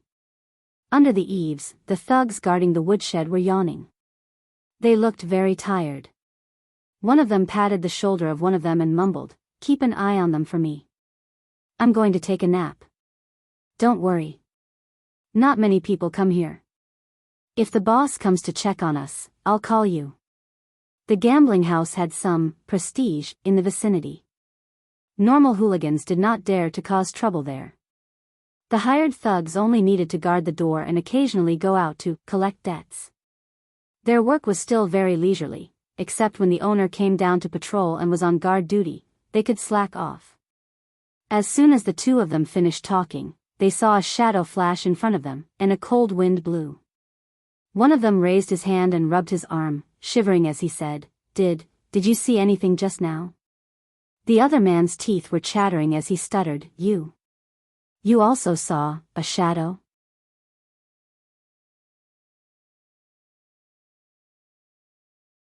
Chapter 170. They didn't have to be afraid of ghosts knocking on their door if they didn't do anything shameful. But did they dare to promise that they hadn't done anything shameful? Instead of saying that they saw a ghost, it was more accurate to say that there was a ghost living in their hearts. While they were panicking, the back of their necks suddenly suffered an unspeakable blow. In the next second, the pain spread throughout their bodies. Their eyes were filled with darkness. Before they could open their mouths, their eyelids felt as heavy as lead. It was as if the world had been turned upside down. Before they could even realize that they were dizzy, their consciousness had already sunk into darkness. Thud. Thud. It was the dull sound of a heavy object falling to the ground. Jiang Pengji was hanging upside down on the eaves. She used strength from her waist to climb up the eaves. She loosened her legs and landed easily. Jiang Pengji kicked the two unconscious thugs to the side. She skillfully removed all the door handles from the door. She pushed the wooden door open and clearly saw Meng Liang curled up on the ground. Meng Liang was also awake, but the anxiety and fear in his heart had reached its peak. When the wooden door was opened, the cold wind from outside poured in. His skin shivered and he had goosebumps. With the dim moonlight outside, Meng Liang could barely see the figure of the person. He was delighted, thinking that it was his entourage who had come to rescue him. He regained his usual arrogance and showed an angry face to Jiang Pengji. Although he could only make vague, sounds, it was obvious from his angry tone that the words he wanted to say were not pleasant to the ear. Jiang Pengji's eyes showed concern. She was not angry at Meng Liang's attitude at all. Just as she was about to go forward and untie the ropes on his hands and feet, a gust of cold wind blew behind her. The audience in the streaming room all screamed. The bullet screen was filled with reminders, afraid that Jiang Pengji would be ambushed and hurt. Dashu Xiaobing, there's someone behind you.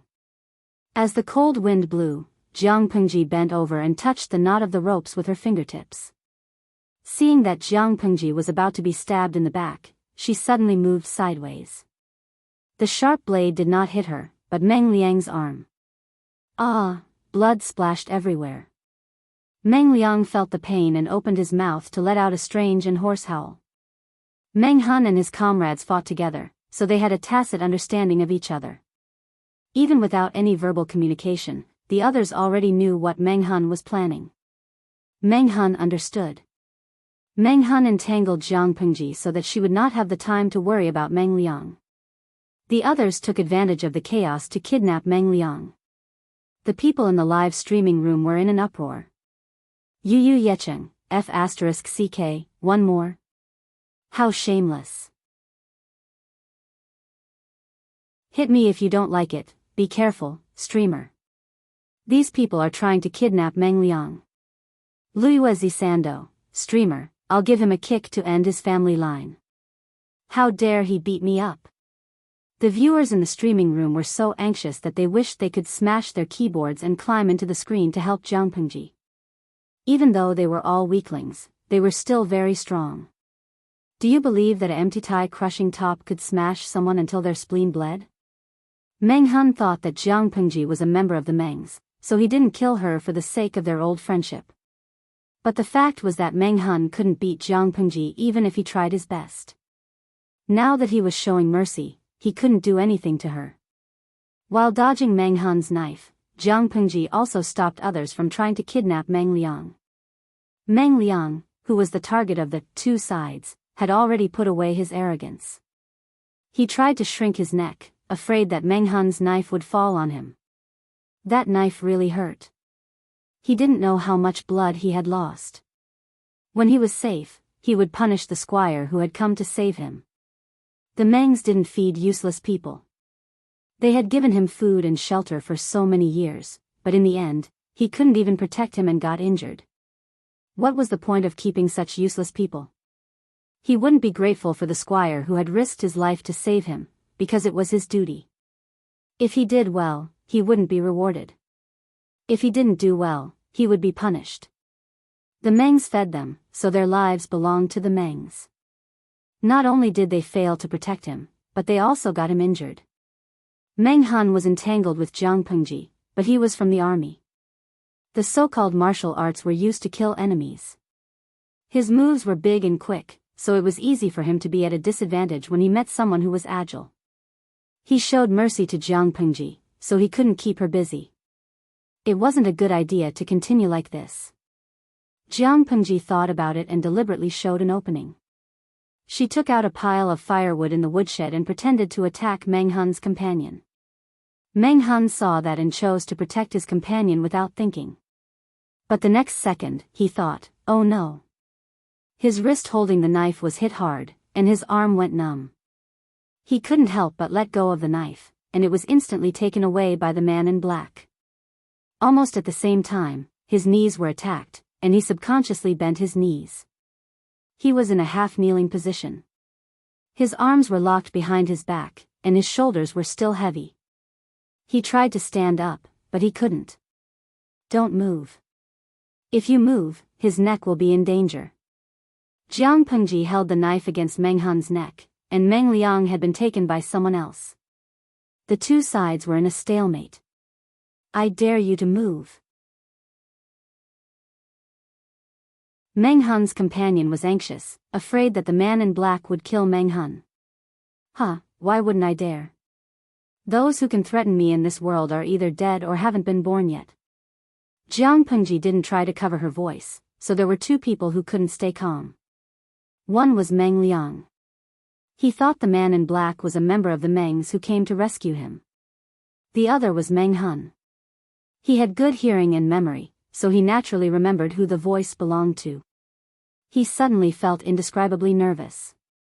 Jiang Pengji seemed to have noticed Meng Hun's abnormality. She raised her eyebrows and asked, "Who are you guys?" Meng Hun deliberately lowered his voice and said to his companion, "Don't worry about me. Kill that bastard." "How can I do that?" "I can't do that." Meng Hun could be ruthless, but for these people, the lives of thousands of Meng Liang were worth less than a toe of Meng Hun's. The two sides were in a stalemate. Jiang Pengji had to, helplessly, shake her head. She restrained Meng Hun and tried to communicate with them. "I don't know why you guys are so determined to take my cousin's life. She is just a girl who rarely leaves her house. How could she make you guys hate her so much? Please think twice. If it's a misunderstanding, I will apologize for my cousin." "She?" Meng Hun's eyes darkened. This young man with extraordinary skills was indeed Lu Shi, the Lang Jun from that day. He asked, "This is a man. How could he be your cousin?"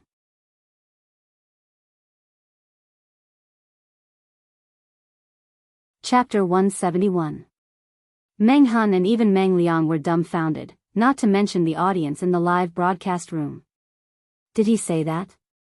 Meng Liang did say that, but not to Jiang Pengji. He said it to his second wife, Gu Zhen. Jiang Pengji didn't care who she said it to. She said it anyway, and it wasn't considered a lie. Meng Hun did not suspect that Jiang Pengji was making things up. Instead, he was sure that Meng Liang was telling lies. He laughed so hard that he forgot to hide his voice. "You are a living Buddha. How could you be blinded by such a villain?" Jiang Pengji suddenly remembered something when she heard the familiar voice. She turned Meng Hun's face to take a closer look. Then she showed an angry expression. She asked in a low voice, "How could it be you?" Meng Hun did not answer. Instead, he asked, "How did this bastard frame me?" "Why would I want to frame him? And what would I use to frame Meng Liang? Wasn't this bastard responsible for the death of my wife and daughter? How dare he lie to me?" Jiang Pengji looked at Meng Liang coldly and then at Meng Hun, who was full of hatred. She was hesitant. At this moment, a series of footsteps came from outside. Everyone in the woodshed tensed up. Jiang Pengji had no choice but to take a deep breath and say in a stiff voice, "We can't stay here for long. Let's go somewhere else." Even so, she did not let go of the knife that was pointed at Meng Hun's neck. Meng Hun's subordinates did not dare to act rashly. Meng Liang's brain was not good, but his intuition was not bad. Whether it was Meng Hun on the left, who had killed his wife and daughter, or Lu Shi on the right, who had deliberately set him up and humiliated him in the gambling house, both of them were black-hearted and had no good intentions towards him. Unfortunately, he could not speak or write. Otherwise, he would have seen through Lu Shi's disguise. "It's safe here. No one will come to disturb us for the time being. Now you have enough time to tell me the truth. I hate lies and betrayals." Her voice was cold as she said to Meng Hun, previously, I thought you were a desperate refugee who had to leave your homeland. Now that I think about it, it was just a trick you set up to get close to me and extract information, right? Jiang Pengji hadn't streamed yesterday, so the viewers in the streaming room didn't know how good her acting skills were. They comforted her one after another. Ian, host, don't cry. Don't be sad. This stinky man is too cunning. Cafeteria Daffin Auntie, poor streamer. She's been cheated. I feel like I've been F***ked. Sigh, don't feel bad. Xian, yeah, don't feel bad. We will support you. Let this person go to hell. Apart from the naive audience and the newbies who didn't understand the situation, there was another group of people who had a different attitude. Lo Siji Lianmeng, I'll bet one spicy stick that the streamer is cheating us. Nongfu Shangquan Yudiangshuan, life is like a drama. It all depends on acting skills.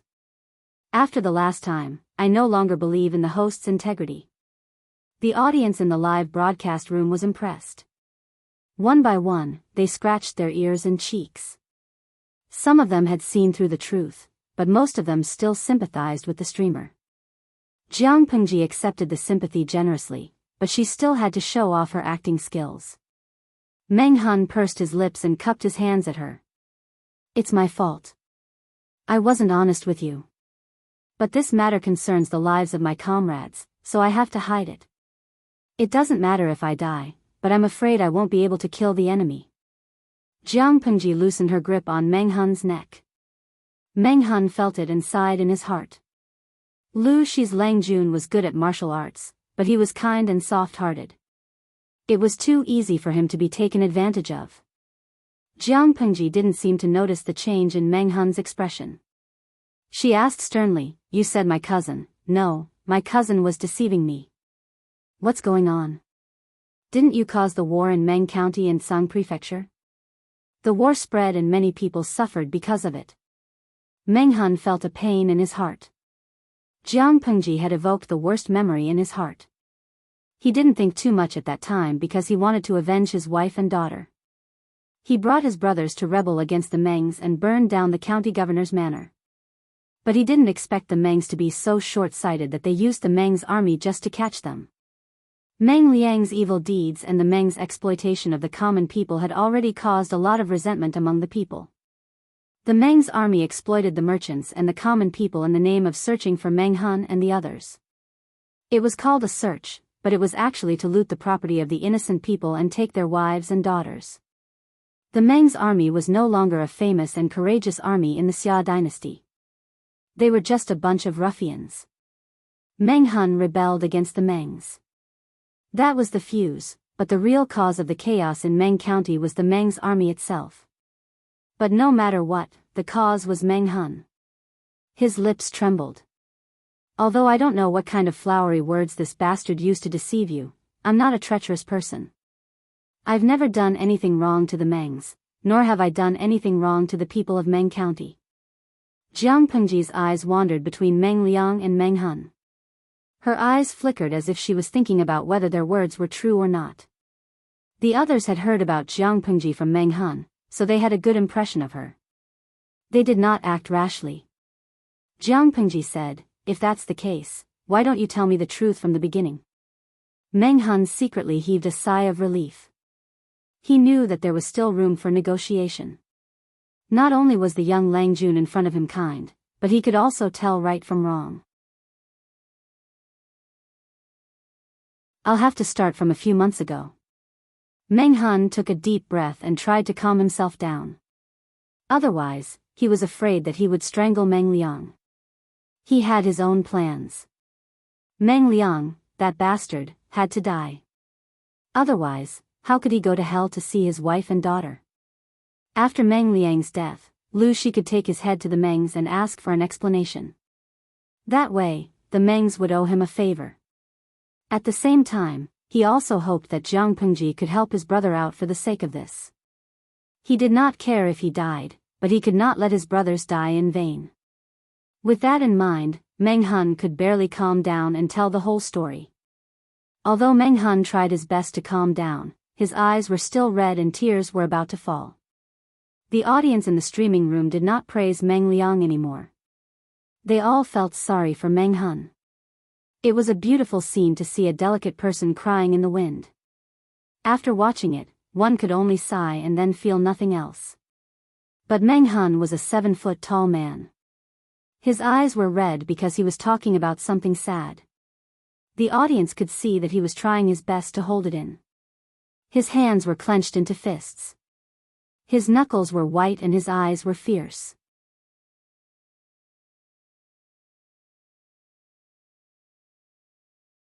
Chapter 172. Cafeteria Daffin Auntie, my heart aches. Whether it's in the host's world or in reality, good people never get rewarded. Lo Siji Lianmeng, the Mengs are really bad.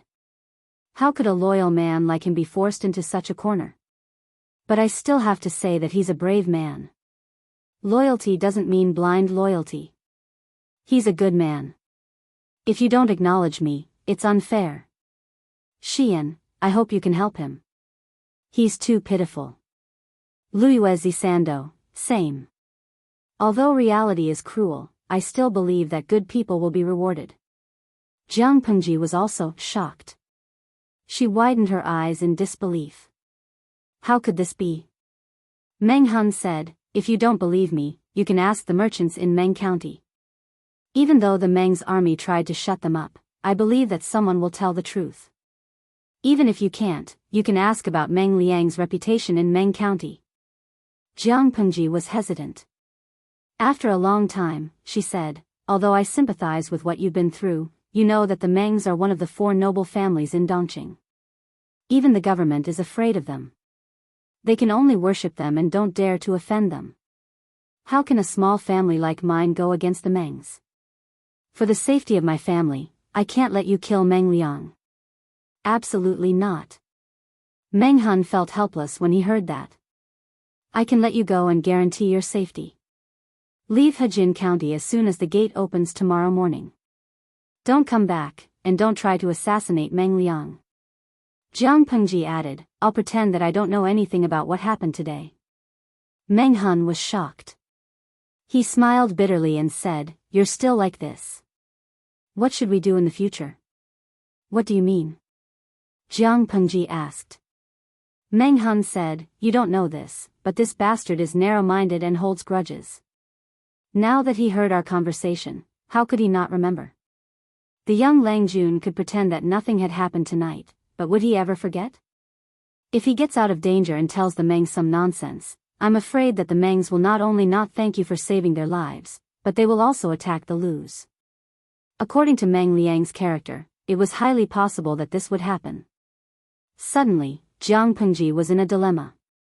She said hesitantly, how is this possible? Meng Hun said flatly, why not? Meng Liang listened to the conversation between the 2 men, who had different thoughts. He was extremely anxious, but his hands and feet were tied up, and his life was in the hands of others. He couldn't make a sound, and he couldn't defend himself. He was so anxious that he was about to die. Although he did not know why Lu Shi had framed him, he was clear about one thing. In Lu Shi's hands, at least he had a way out. If Lu Shi was convinced by Meng Hun, he would be dead. Behave yourself, or I'll pinch you to death. One of Meng Hun's henchmen kicked Meng Liang's thigh, and Meng Liang almost exploded as if someone had stepped on his tail. I'm afraid you don't know that the Meng family of Zhangzhou and the Lu family of Hejin used to have a grudge against each other. It's just that County Chief Lu, who is also Lang Juan's father, has been cautious and tough all these years. That's why the Mengs didn't punish him. Meng Hun couldn't care less. He was afraid that Jiang Pengji would be stupid and release the tiger back into the mountains. The first lady of your family used to be the matriarch of the Mengs. What? Jiang Pengji was shocked and almost lost her composure. What nonsense are you talking about? How dare you tarnish my mother's reputation? Meng Hun swore, if I'm lying, I'll be struck by lightning and I'll be sent to hell after I die. I'll never have a good ending. Jiang Pengji calmed down a little after hearing that. She continued to ask, well, I'd like to hear what you have to say. Although Meng Hun hated Meng Liang, he didn't like to add fuel to the fire or take advantage of the situation. He just calmly told what he knew. If I remember correctly, the first lady of your family was the daughter of a concubine from the Gu family of Langia. She married Meng Zhan many years ago, but Meng Zhan spoiled his wife and neglected his concubine. He suspected that the first lady had an affair with another man, so he humiliated the first lady. He even beat and scolded the first lady's eldest son. Then they divorced, and a few years later, the first lady remarried County Chief Lu. No matter what kind of man he was, if the woman he abandoned found another man, he would definitely feel uncomfortable. Meng Zhan was even more narrow-minded. Meng Hun had been his guard for many years, so he often heard him curse after drinking. Meng Zhan still holds a grudge against the first lady's remarriage. If I let Meng Liang go back and say that I rebelled against the Mengs and was manipulated by the Lus, think about it. What will happen? Will the Mengs let go of your family? Although Meng Hun was an uncouth man, he was also meticulous and more meticulous than the average martial artist. He was also more rational. Jiang Pengji seemed to be persuaded by Meng Hun's words. She rubbed her eyebrows tiredly and asked, "Then what do you think we should do?" Meng Hun made up his mind. He knelt down and kowtowed to her. Meng Liang must die. He's an ungrateful bastard. If we let him live, he'll bring disaster to you. If that's the case, I have a presumptuous request. I hope you can agree to it. Jiang Pengji moved sideways and helped Meng Hun up. You're a man. How can you kneel just because you want to? Get up. Meng Hun's subordinates wanted to step forward, but Meng Hun refused. He looked stubborn. Since my wife and daughter died, I've been living on hatred. Even if I fall into hell and never reincarnate, I'll drag this little bastard down with me. You're kind and I don't want to make things difficult for you. I just hope you can let me go and let me kill this bastard to avenge my wife and daughter. Then you can blame Meng Liang's death on me. Jiang Pengji's heart ached. She was about to stop him, but Meng Hun stubbornly interrupted her. You have nothing to do with the bastard's death. Then you can cut off my head. That way, you'll be able to explain yourself. I'm not afraid of death. I just hope you can have mercy on me and take care of my brothers after I die.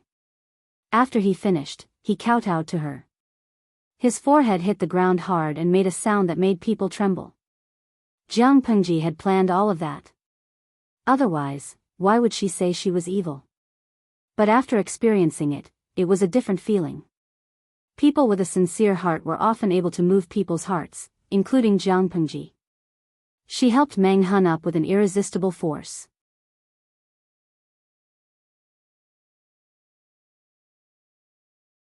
Chapter 173. Meng Hun was elated. Did that mean she agreed? However, Jiang Pengji changed the topic. But are you really willing to sacrifice your life for someone like that? Meng Hun smiled bitterly. Do you know what it means to value a human life?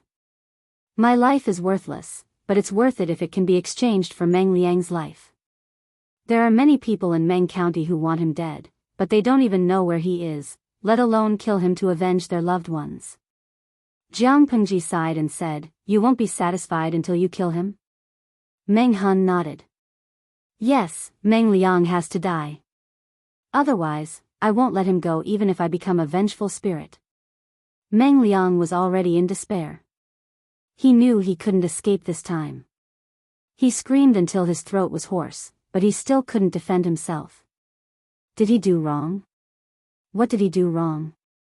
He was born a member of the Mengs. He was born to enjoy wealth and glory. So what if one or two of those peasants died? There was only one word to describe him, unrepentant. Jiang Pengji sighed. Since you're so determined, before Jiang Pengji could finish, Meng Hun's subordinates knelt down in unison. They all wanted to die for Meng Hun.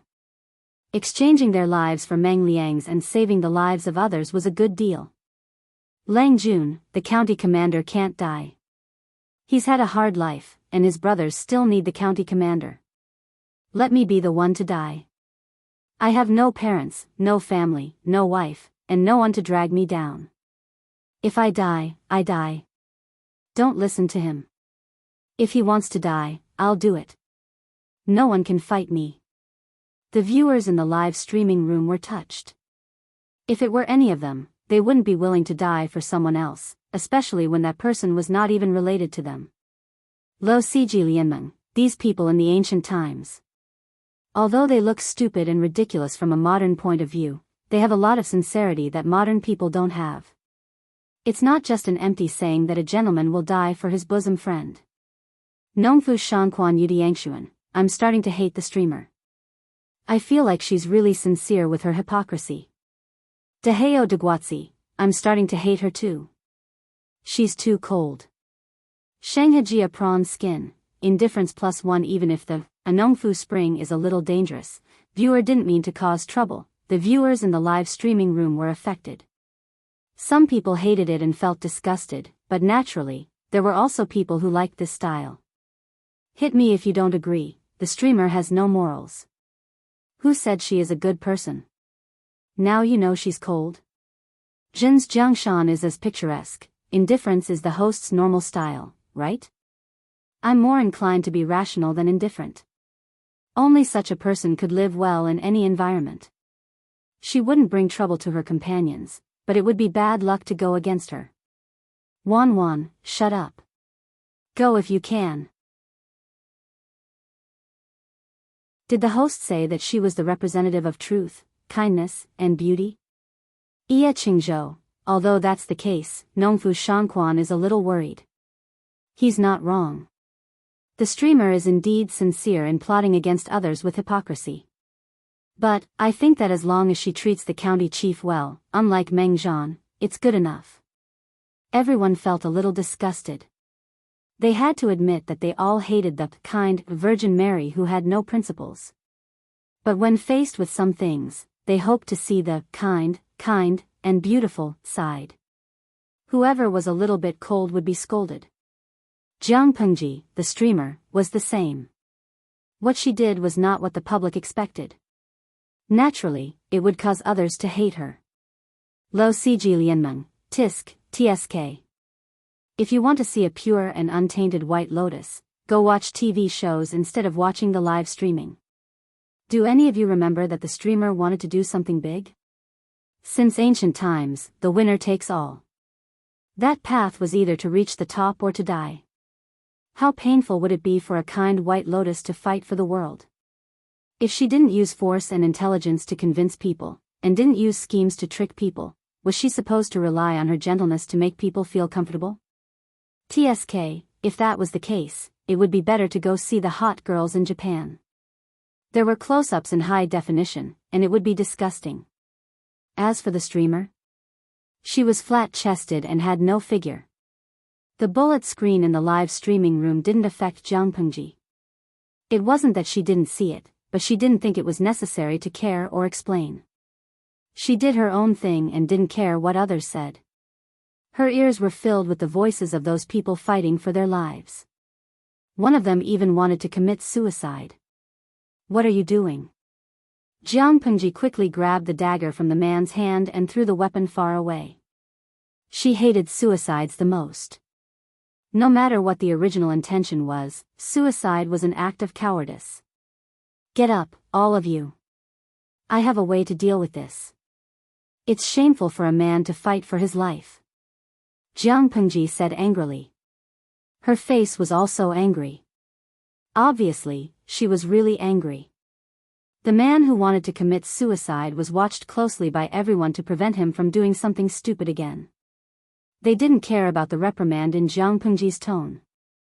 Their focus was on the first sentence. She said angrily, I'm not doing this to save you, nor is it for anything else. I just want to protect my clan and retreat from this disaster. I don't care if you want to live or die. If you want to die, don't die in front of me. Before Meng Hun could speak, Meng Hun's comrade asked, do you have any good ideas, Lang Jun? It's not a good idea, but it's better than what you're doing. Jiang Pengji said harshly, Meng Liang's behavior can't be left alive. I can hand him over to you. You can do whatever you want with him. But it's not that easy to protect all of you. The man said again, Lang Jun, we're listening. We'll do it no matter how hard it is. Meng Hun couldn't say anything. He was also the focus of his comrades' attention. They didn't want him to commit suicide. First of all, you have to bear the crime of kidnapping and killing Meng Liang. The man made a sound of doubt and said blankly, we should have killed him. Why would anyone fight for the crime? Jiang Pengji was speechless. To be honest, young man, you're kind of cute. She ignored the young man's words and continued, the Mengs won't give up after hearing the news. Meng Han had something to say. Meng Zhan has always been suspicious of the first Langjuan's bloodline. He doesn't recognize him. He has hinted many times that he wants Meng Liang to inherit the clan. If Meng Liang dies, the first Langjun will be the heir of the Mengs. Meng Zhan doesn't want that to happen. If Meng Liang died, Meng Zhan might really explode.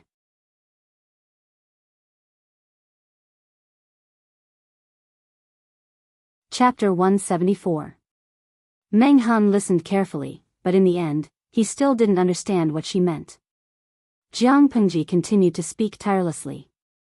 I'm afraid you don't know that because of the drought in the surrounding counties, many people have no choice but to become bandits and hide in the deep mountains near Hejin County. In recent days, bandits have been raiding houses more frequently. If there's a riot, the people will definitely be uneasy. Meng Hun vaguely understood and asked, Lang Jun, are you worried that the people will be in chaos and the bandits will take the opportunity to rebel? She nodded, but then slowly shook her head. You're only half right. You haven't mentioned the other half, the most important part. Meng Hun didn't understand. He was just a crude person. Even if he was meticulous, his brain couldn't compare to those black-hearted people. If the people's hearts are in chaos, how do you think they will react? Jiang Pengji guided him until a look of realization appeared on his face. Then she continued. Food is the most important thing to the people. No matter when or where, filling their stomachs is the most important thing for the people. However, it had only been a month since the spring plowing had ended. If news of this matter were to spread, they would have to wait for the summer planting, and it would be far from the autumn harvest. The farmers spent more than half of their harvest last year. What do you think will happen if someone deliberately spreads rumors, such as that the army will spread to Hejin County? Meng Hun's mouth and tongue were dry as if there was a fire burning in his throat. He said with some uncertainty, if that's the case, the people will definitely rush to buy rice to prevent the war from spreading. When the time comes, they won't have enough to eat, and the rice merchants will naturally take advantage of the situation to raise the price and make a fortune. When he left Meng County, the price of rice had already soared to 5 to 6 times the usual price. Even with such a high price, the demand was still not enough. It was easy to imagine how the profit-seeking merchants would make use of this opportunity to make a fortune. The price of grain could soar from 5 to 6 times the original price to more than 10 times, or even dozens of times. More than that. You seem to have forgotten how many bandits there are around Hejin County. They don't have food, so they rely on robbing to survive. How are they going to survive when the war broke out? It's impossible for us to buy from the rice merchants. We can only rob the commoners. Hearing this, Meng Hun was completely stunned. He was also born in poverty and had tasted hunger before. He had even seen people who were so hungry that they dug up grass and tree roots to eat. If he couldn't even dig up grass or tree roots, he would go and eat something called guanine clay, causing his stomach to become as big as a bucket and causing him to explode to death. Even worse, they would steal other people's children. If someone starved to death, their corpse would be eaten by others instead of being buried. Hejin County looked prosperous, but there were many hidden dangers in the dark. Meng Han and the others followed Meng Liang to Hejin County. They hid in the deep mountains and forests. During that time, they encountered some traces of bandits. However, he did not want to alert the enemy, nor did he want to increase his losses, so he deliberately avoided them. Now that he thought about it, he felt a chill run down his spine. Because they were unfamiliar with the place and the people, they did not dare to go deep into the forest. They only moved around or hunted within a certain range. But in such a place, Meng Hun found the traces of more than one group of bandits.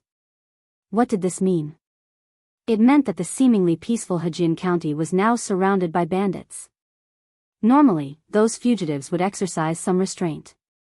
Even if they robbed houses, they didn't dare to go too far and kill people. But if there was a civil war in Meng County, Tsang Prefecture, what would those bandits do? They needed to survive, they needed food, and they needed to make a fortune during the chaos. Whenever there was a civil war, the government would not be able to control them. If that happened, would they still behave themselves like they usually did? Meng Hun did not know what the butterfly effect was, but he knew that if Hejian County became like that, he had a lot to do with it. For a moment, he seemed to be speechless and could not say a word. The other subordinates also fell into silence. They all came from poor families and had suffered a lot. How could they not understand? Jiang Pengji sighed and said, "But I have a way to force down the price of food. Maybe it can ease the situation a little." Meng Hun suddenly looked up and stared at her. After a long time, he finally said something. "What do you plan to do, Lang Jun? Is there anything I can do for you?" She raised her hand and pinched between her eyebrows tiredly. She seemed to be exhausted. "I originally wanted to buy some food from Hu County. You know that my father is the county chief of Hu County. That place has been well managed by him. The drought has been greatly alleviated by using underground water. Now Hu County is 1,000 miles of fertile land and there is a surplus of food every year." Meng Hun nodded with yearning and agreed. "I often hear merchants talking about this. They say that Hu County used to be empty and full of starving people. But after Chief Lu took office, the situation has been getting better and better. Now it is a place that people yearn for." Speaking of this, he paused for a moment and said awkwardly, "You're trying to alleviate the food shortage in Hejian County with rice from Hu County. This is indeed a good thing, but you're still young and don't have much money with you. Even if Chief Lu agrees with you, I'm afraid that the money and effort you'll spend will be incalculable. Moreover, you might even arouse the jealousy of others. It was not easy to be a philanthropist. The chief of Hejian County might not want to see such a good thing that could win the people's hearts." Jiang Pengji said helplessly, "What you said is right. But if I don't do it, should I just stand by and watch?" Meng Hun was stumped by her question and was momentarily speechless. She continued, "If there was a better source of rice, why wouldn't I do it? But, who would be willing to be so generous? Who would have so much rice in their warehouse? In today's world, everyone looks out for themselves. Who would be willing to help the people?" The question stunned all the men in the room. They could not think of a solution either. At that moment, the young man whom Jiang Pengji thought was cute suddenly had an "I got it" expression on his face. He pointed at Meng Liang, who was still struggling, and stammered, He can do it." Everyone was dumbfounded. They looked like they were saying, "Are you kidding me?" If Meng Liang had a good heart, would the county chief have been forced into such a desperate situation? Jiang Pengji understood immediately before they could react, but she was still hesitant. Meng Hun saw her expression and knew that she had an idea, but she was too embarrassed to say it. "If you have any good ideas, you can tell me. If I can be of use, I will not refuse."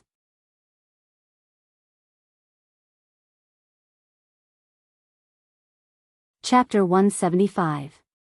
Meng Hun also understood why Jiang Pengji was silent. This method was indeed somewhat immoral. The others also realized that they wanted to use Meng Liang to exchange for food. But the county captain wanted to kill Meng Liang. If they used him to exchange for food, wouldn't they be letting him continue to cause trouble? No way. Are we going to let this little bastard go? If we use him as a hostage and ask the Mengs to give us food, he will definitely hold a grudge against us. Lang Jun and the county captain will be implicated. If we miss this opportunity, it will be hard to kill him in the future. I don't want to let this bastard go so easily. I don't want to let him go so easily. They all had the same opinion, but they were hesitant. Meng Hun clenched his fists unwillingly. Listening to their conversation, Meng Liang's heart felt like it was on a roller coaster. It went up and down, and it kept shaking. He had thought he was going to die, but now he felt like he could still save him. Based on his understanding of Meng Hun, he had a high chance of surviving. Humph. When he found his entourage or returned to the Mengs, he would kill every single one of them. No. He couldn't let them die too easily. He had to torture them ruthlessly before he could vent his anger. After a long time, Meng Hun loosened his fists. His palms were bleeding from his nails, but he didn't feel it. Let him write a letter asking for food. Meng Hun unwillingly clenched his teeth and secretly swallowed back the iron that was rising in his throat. His eyes were red as he said, "Let him keep his life. We still have a chance next time." Meng Liang laughed so hard that his stomach hurt. Jiang Pengji silently reflected on herself as she listened to the others. Was her heart really that black?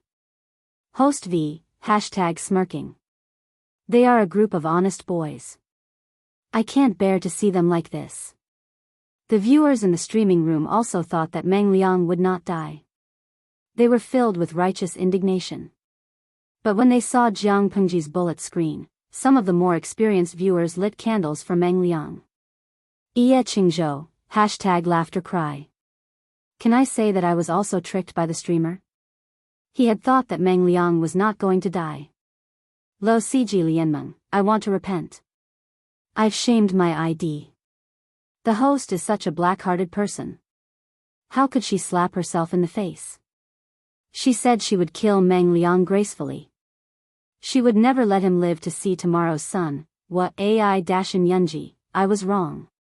I should have believed that the streamer was not a good person. Years pass between fingers, the streamer is such a bad person. I bet that poor Meng Liang thought he could be saved. Aizhuahua, light a row of candles for Meng Liang. At the same time, I feel sorry for the house full of honest boys. Jiang Pengji controlled her expression very well. She wore a solemn and dignified expression as she went to another room to fetch a brush and ink.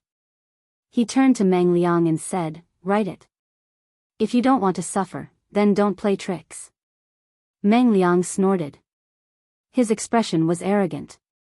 He looked at Jiang Pengji as if his eyes had been dipped in poison. Once he regained his freedom, not only would he humiliate Meng Liang and the other uncouth men, but he would also strip them of their power and make them unable to be men. He would also throw them into the South College, where they would receive lowly guests.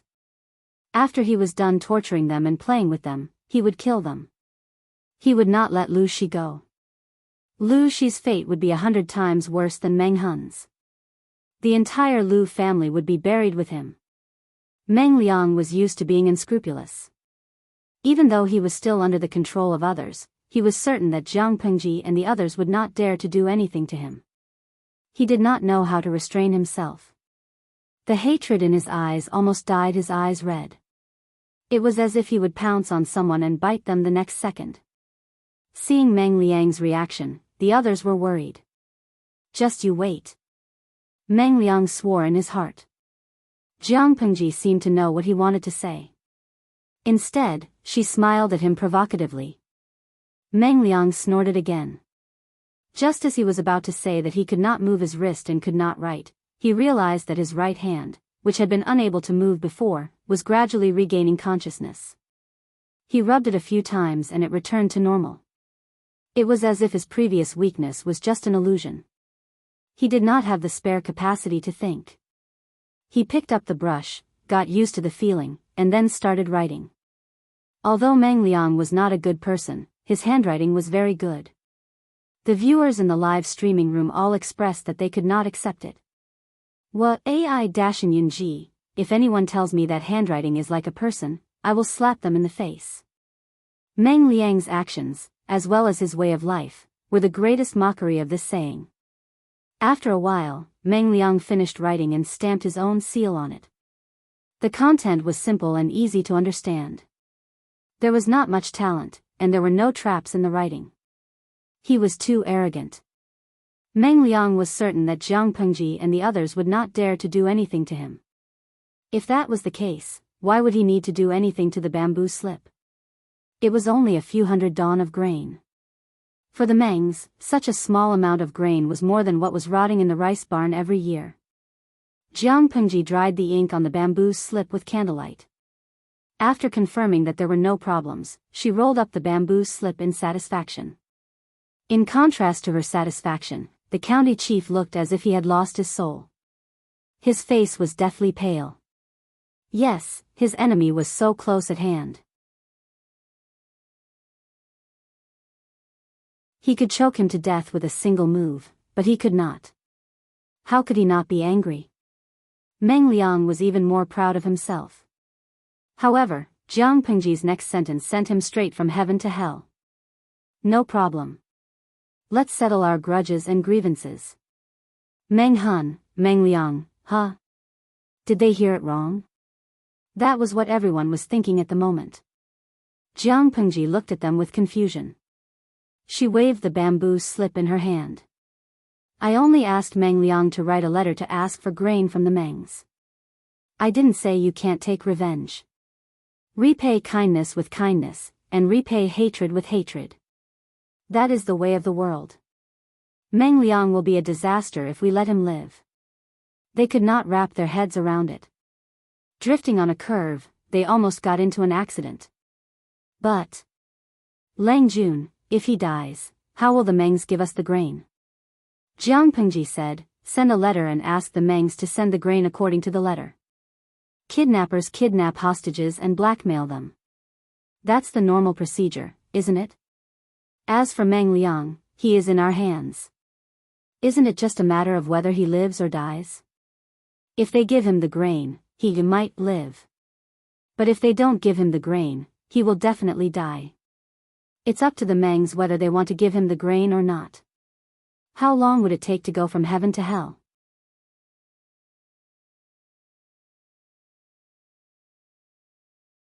Chapter 176. Ye Qingzhou, my heart aches for Meng Liang. I've already taken a screenshot of his face. Now I've added a dumbfounded sentence. A's Huahua, my heart aches +1. I feel like he's in a daze. The viewers in the streaming room were right. Meng Liang was indeed in a daze. This was different from what he had imagined. He roared angrily and tried his best to speak. Perhaps it was a blessing from the heavens, but his voice slowly returned. At first, he was still slurring and couldn't speak smoothly. Niu. Niu Shi. You're a piece of sh*t. Although his words were vague, Meng Hun understood what he was trying to say. He lifted his foot and kicked Meng Liang's cheek. Half of Meng Liang's face swelled up, and a warm metallic taste spread in his mouth. The force was so great that the other half of his face fell to the ground and scraped against the ground. When had he ever been treated like this? He had always been the one who kicked others, not the other way around. Meng Liang spat out a few teeth that had fallen out from the kick and mumbled, You, B***cheese. You're a piece of sh*t. You're about to die and you still dare to curse? Today, I will avenge my wife and daughter who died in vain. Meng Liang. You're the one who will die a horrible death. Meng Hun stepped forward and grabbed Meng Liang's hair. He was so strong that it seemed like he was going to tear his scalp off. Jiang Pengji covered her slightly raised lips with the bamboo slips. Her eyes were like stars in the night sky. She mouthed a few words. Goodbye, Meng Liang. Ye Qingzhou, the streamer is so bad and dangerous, but why am I so mesmerized by her smile? The matchstick that sells girls, critical hit. She emptied the baby's health bar in one hit. I've been watching the stream quietly. At first, I didn't have any feelings for the streamer until that smile. It felt like Cupid had stabbed his heart with a sword. All the cells in his body were screaming in excitement. He was completely mesmerized by the streamer. Mutual harm, although I have a boyfriend, at that moment, I wanted to be gay for her. Bai Gue Yeshing, what's the big deal about being gay for the streamer? I wanted to straighten it out for her, but her aura made my legs weak. Many fans in the streaming room wanted to stand up for Jiang Pengji. Inside the room, Meng Hun's heart was beating faster. The excitement of getting his revenge took over his senses, and it even brought out the violence in his heart. However, his rationality won out. No matter how much he hated Meng Liang, he couldn't do anything cruel. Wouldn't it be too easy to kill this little bastard just like that? Some people felt that they were at a disadvantage. Meng Liang had done so many things that had angered the heavens and the people. If he didn't suffer a little, he would be letting him off easy. Meng Hun said, just because he's a savage beast doesn't mean we have to use the same methods to teach him a lesson. Using violence to curb violence is indeed very satisfying, but we can't lose ourselves because of it. Furthermore, what's so satisfying about torturing someone who's about to die? Even if what Meng Hun said was bullsh*t, everyone would still think that it made sense, not to mention that what he said was quite reasonable. But I'm not willing to kill him just like that. I feel like something is missing in my heart. Meng Hun thought about it and said in a low voice, do you think that by torturing him, he will repent for what he's done? Meng Hun thought about it and said in a low voice, do you think that by torturing him, he will repent for what he's done? Meng Hun shook his head. Everyone knew Meng Liang's personality. He was stubborn and unrepentant. We won't torture him, but we won't give him a quick death. Since he's so afraid of death, we'll make a few small cuts on his wrists and let him have a taste of his own blood. After a long time, Meng Hun opened his mouth. His calm voice carried a hint of coldness. I want to see him breathe. By then, Jiang Pengji had already left the room. She wasn't in the mood to watch Meng Hun's revenge. Turning a person who was originally loyal and honest into a ruthless and malicious person was not a positive thing to see. Since the start of the semi-interactive streaming mission, the system had been playing dead. It didn't take the initiative to talk to Jiang Pengji. After all, they had almost fallen out with each other. However, the system was thick-skinned. It had only been a short while, but it took the initiative to talk to her. Host, I think, you're scary. Jiang Pengji snickered to herself. Scary? If it knew how scary she was, the system wouldn't have stepped on her bottom line and done things that she hated. He was just pretending to be confused. Fortunately, it was her. If it was an ordinary host, she didn't know what the system would do to her. Jiang Pengji's relaxed mood became a little heavier because of the system. Jiang Pengji didn't look up. Have you ever seen a bad guy who isn't scary? If you have, it only means that the bad guy isn't bad enough. She had sharp ears and eyes. Even though they were separated by 2 rooms, she could clearly hear Meng Liang's frightened whimpers. The next second, she heard Meng Hun say coldly, shut his mouth. Jiang Pengji leaned against a pillar lazily. System, finish the mission. As soon as she finished, the system executed it immediately. It seemed like it was trying to please Jiang Pengji. System, streamer Jiang Pengji's first semi-interactive streaming has ended perfectly. Dear viewers, are you satisfied? A. Satisfied, B. Average, C. Not satisfied. At that moment, Jiang Pengji was too lazy to say anything to entice the audience to vote. She could vote whatever they wanted. She was too lazy to serve them. But even though she was too lazy to serve them, there were many enthusiastic viewers in the streaming room who helped her get votes. It wasn't the first time they voted. Many experienced viewers expressed that they understood and gave a satisfied rating. Not only did they give a satisfied vote, but they also incessantly increased the number of votes on the streaming screen to get others to give a satisfied rating as well. In order to have a better stream, it was necessary to give a satisfied vote. Therefore, the final result was much better than the original plan. With a total of 10,000 votes, there were 9,235 satisfied votes, 622 average votes, and 143 dissatisfied votes. Although the satisfaction rate was high, it was lower than the first time by a few percentage points. More importantly, the satisfaction rate did not reach the standard of a gold chest. Regrettably, it was a silver chest. Jiang Pengji listened to the system's notification. She didn't ask Master Liaochen about her luck that day. She opened it. It was another card. But it wasn't a streamer's level-up card. It was a card with an alluring and sexy nude girl drawn on it.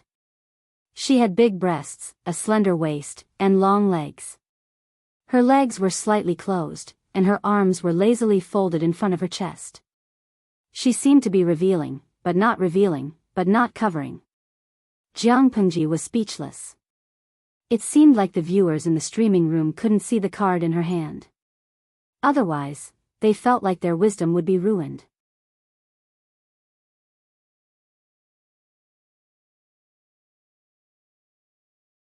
Chapter 177. XX Masterpiece, 9 Winding Corridors, Wonderful and Unpredictable. You deserve it. No man will be able to leave your charm. Men will be intoxicated and unable to extricate themselves from it. You will truly have a harem of 3,000 beauties and 3,000 dotes on you.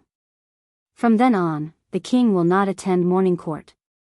Jiang Pengji, system, damn it, damn it, damn it, damn it. System. She suddenly smiled. Her smile was as bright as the morning sun, but the words she said were chilling. You'd better remember this. The system felt wronged. It was the scapegoat. Was it to be blamed for not getting a good card? However, according to the main plot of the palace intrigue system, this card did not disappoint Jiang Pengji's reputation as the lucky emperor. If it were the previous host, she would have to accumulate a huge amount of popularity points before she could redeem it from the system store. Jiang Pengji did not need to spend anything. She randomly drew a silver treasure chest and got the most valuable one. How was that not popular? However, the system did not dare to say this out loud. It was afraid of being scolded by Jiang Pengji. Was there any other system in the world that could live such a sullen life like it? The system followed Jiang Pengji's wishes and said, since the host doesn't like it, you can sell it to the system store. Jiang Pengji did not even bother to lift her eyelids.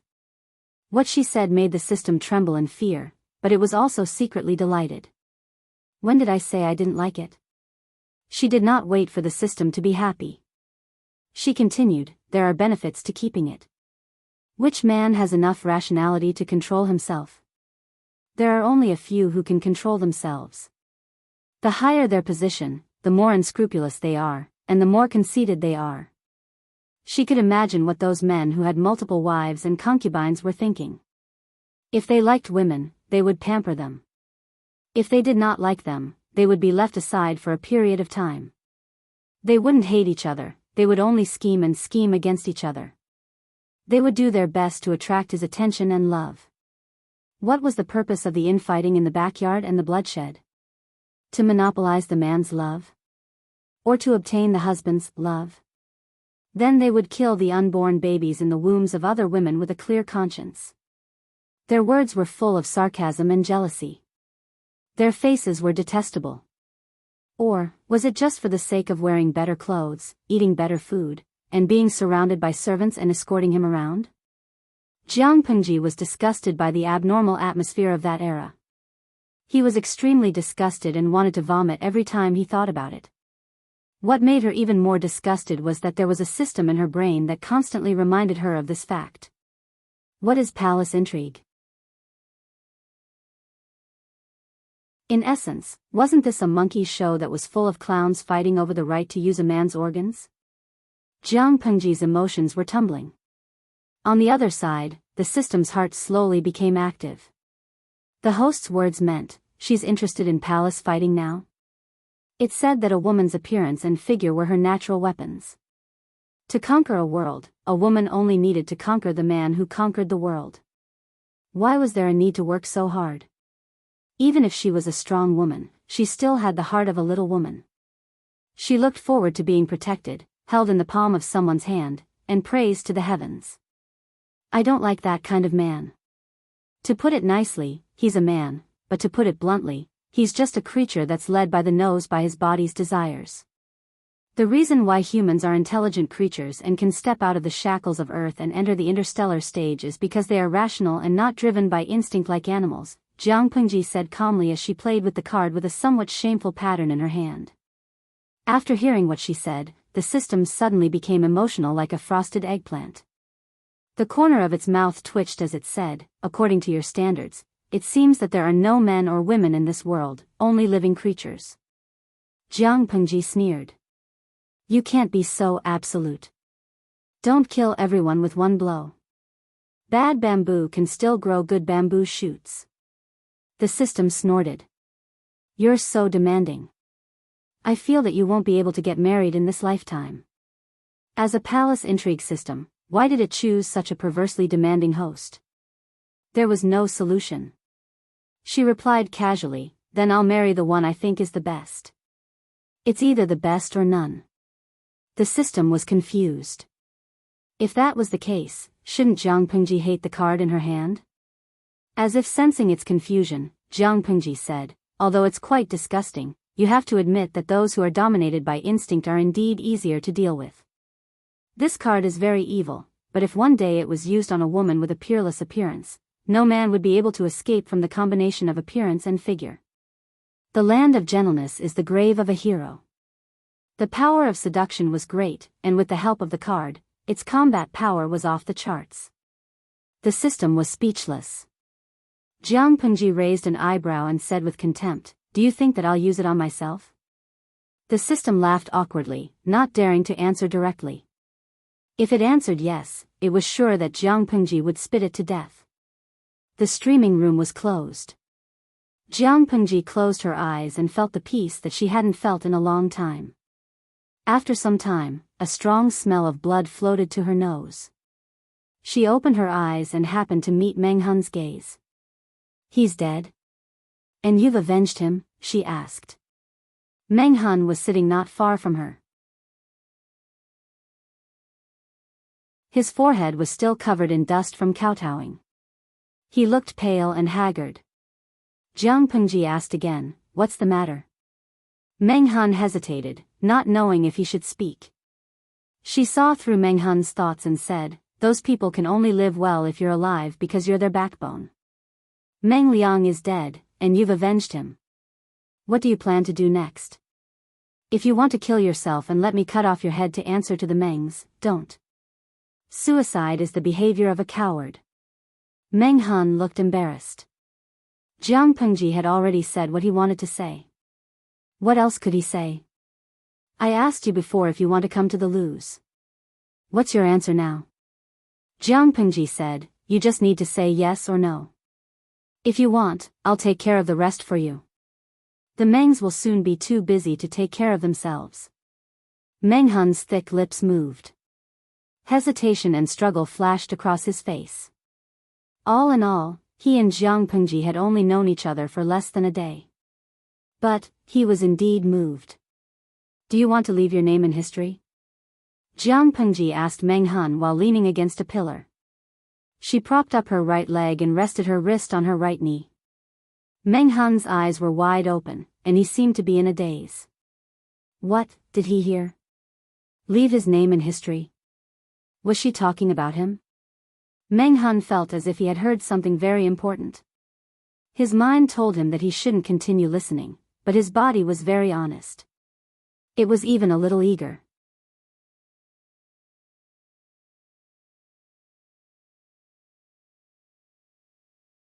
Chapter 178. There are countless nameless people in this world, but only a few people will be remembered by future generations. Some people lived in obscurity, and only 2 or 3 generations of descendants remembered them after they died. When these descendants also turned to dust, who would remember their names? But some people, even if they have been dead for hundreds or thousands of years, still live in the memory of others. That is the real immortality. To put it simply, it was like living in vain if one did not do something big in one's life. Yes, Jiang Pengji was recruiting people to her side to prepare for her big plan. Meng Hun listened to Jiang Pengji's words and had a strange and palpitating feeling. He felt his mouth was dry, and after a long time, he said bitterly, Lang Jun, what do you mean? Jiang Pengji suddenly smiled. Instead of hiding your identity and living in seclusion in the wilderness, why don't you follow me? Meng Han was shocked. His eyes were full of shock and embarrassment, and he was eager to try. But aren't you afraid that the Mengs will come to you? Meng Han felt that he needed to calm his restless heart. It was too dangerous. Didn't I say? If you want, I will take care of the rest for you. The Mengs are just grasshoppers after autumn. How long can they jump around? History is just a piece of white paper written by the winner. If you want, you can make them infamous for thousands of years. Jiang Pengji's voice seemed to have the power to bewitch people, and she was luring Meng Han into the trap bit by bit. How much praise you will receive in the future will be how much they will be criticized. Don't you think that the blueprint is too tempting? Indeed, very tempting. Meng Han's breath was slightly heavy, and he could not help but swallow. The scene in front of him seemed to be shrouded by the future she spoke of. But even so, Meng Han's reason still prevailed. Why would Lang Jun have such a rebellious thought? Jiang Pengji sneered and said in a strange voice, rebellious? Meng Han slowly regained his reason, and he wanted to suppress the throbbing in his heart so that he could not even defend the basic line of defense. Don't you think your idea is rebellious? She shook her head and asked with a smile, do you think my idea is rebellious to the royal family of Dongqing, or to the Mengs in Sangzhou? Look at the court today, when has it ever been clean? Look at the people today, when did they ever have enough to eat?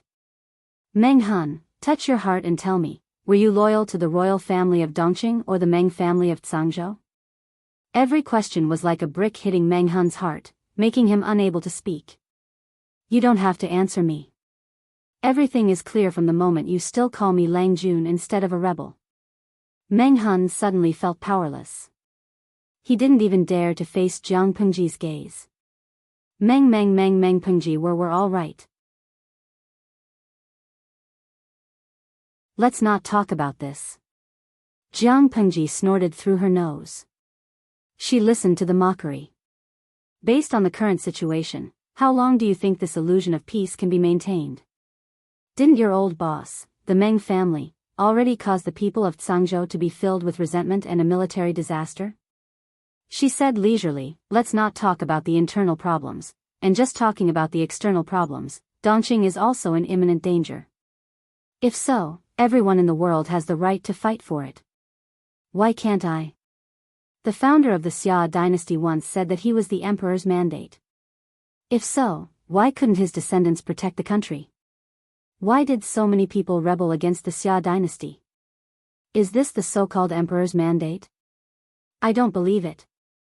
Meng Han's eyes flashed with panic and anxiety as he listened to her. Be careful, Lang Jun. The walls have ears. Jiang Pengji clicked her tongue and said, don't worry. The only people who can hear these words are you and me. No matter how good the walls have ears, they can't hide from me. Otherwise, why would I be here telling you these things? Do I look like a careless person? She was arrogant, but she was not stupid. Did she think that she was as brainless as Meng Liang? She only dared to say that because she had someone to rely on. Meng Han was completely convinced, but he still had a doubt in his heart. Even though he knew that if he asked, he would be looking for trouble. Lang Jun, you trust me so much.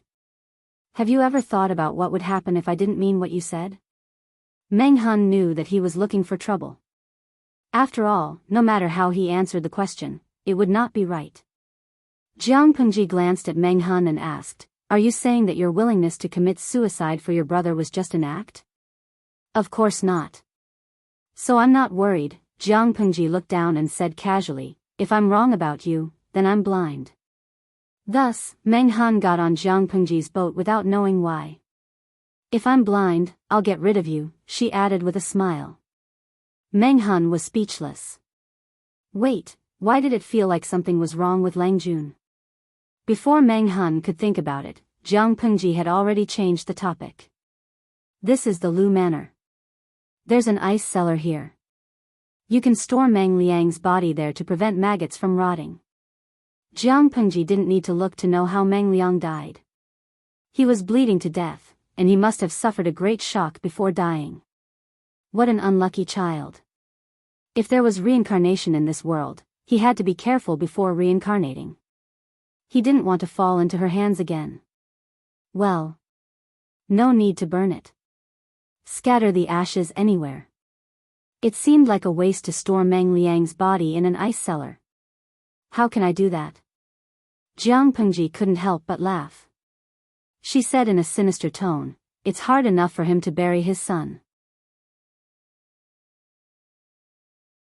If he knew that his son's ashes were scattered everywhere, or his body was rotting with maggots, wouldn't that be too cruel?" Meng Han was speechless. Was it not cruel to keep his son's body and then send it over? He felt that he was overthinking. Jiang Pengji not only had a kind side to her, but she also had a cruel side to her. But it was no wonder. Otherwise, why would a pure kind-hearted person say something so shocking? The blood has to be cleaned up. The weather is getting warmer. If we don't clean it up, it will smell bad and attract mosquitoes and flies. Jiang Pengji said, "You and your subordinates should temporarily drop your old names and disguise yourselves. I'll arrange for you to go to the farm to lie low for a while." Farm? Meng Han smiled and asked, "Is it the farm from before?"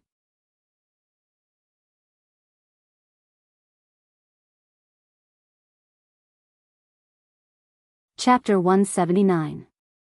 Exterminate the bandits? Meng Han found it hard to believe. Even the government didn't bother to send troops to deal with the bandits, which made them a scourge.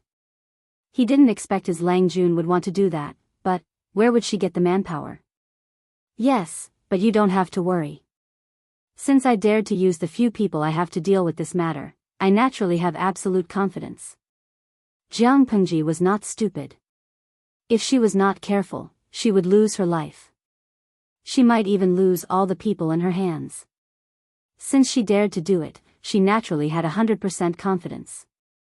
To put it bluntly, she was very calculative and would not do a losing business. Meng Han didn't understand what kind of trump card his Lang Jun had. How could she be so confident that she dared to confront the bandits? However, he soon found out why. Jiang Pengji took out a piece of bamboo paper that was folded into the size of a palm and handed it to him. "Unfold it and you'll know why I dare to do it." Meng Han did as he was told. He turned the bamboo paper over and finally found the right angle. Then, as the former commandant of the Meng family, he was so shocked that he almost threw away the bamboo paper in his hand. However, he was still rational and restrained himself. He carefully folded the bamboo paper according to its original shape.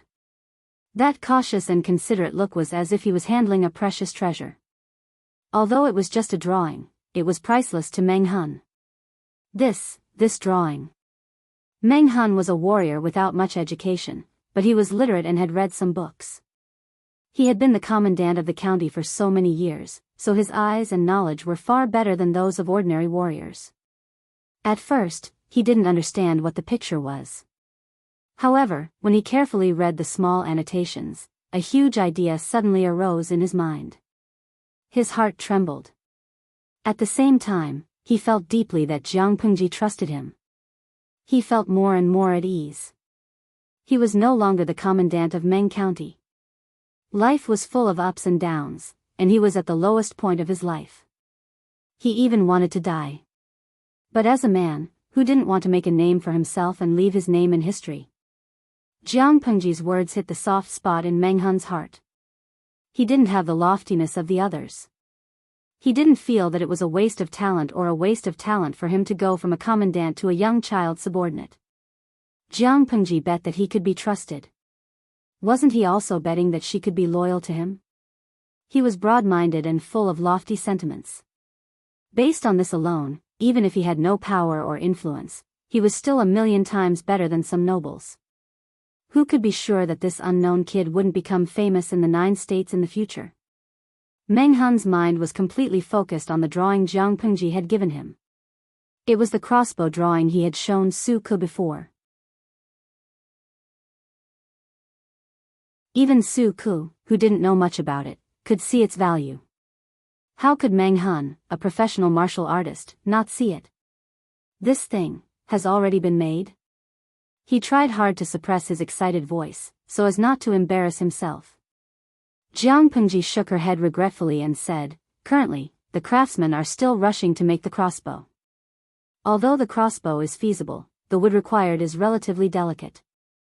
If it's not tough enough, it won't be able to unleash its original power, and the shooting range won't be as far as expected." Meng Han felt a little regretful, but he wasn't too disappointed. This crossbow is half the size of a normal bow, and it's light and portable. It's very suitable for rapid combat. After Meng Han understood the contents of the drawing, he was excited. He also understood why Jiang Pengji was so confident in suppressing the bandits. Training a soldier into a sharpshooter with 100% accuracy not only required a lot of time and energy, but it also had high requirements for the trainee. Eyesight, arm strength, and the ability to judge the surrounding environment were all indispensable. If the painstakingly trained soldier was injured on the battlefield, resulting in a problem with his arm or vision, the soldier would basically be useless. Naturally, it meant that the cost of training the soldier would be wasted. However, if the crossbows described in the blueprints were made, even the most ordinary soldiers would only need a little bit of training. It wouldn't take much effort, manpower, or cost to train them into existences comparable to godly archers. Even if they were slightly inferior, they wouldn't be too bad. Moreover, how many sharpshooters were there today who could shoot with such accuracy? As long as they had the crossbows, they could quickly train as many soldiers who were good at shooting as the craftsmen could make them. Because it was light and easy to carry, they could carry it on their back. They could carry a few days' worth of food and enough arrows to travel through the dense forest. Those bandits would have been shot full of holes by the crossbow before they could even get close to them. It was no wonder that his Lang Jun was so confident.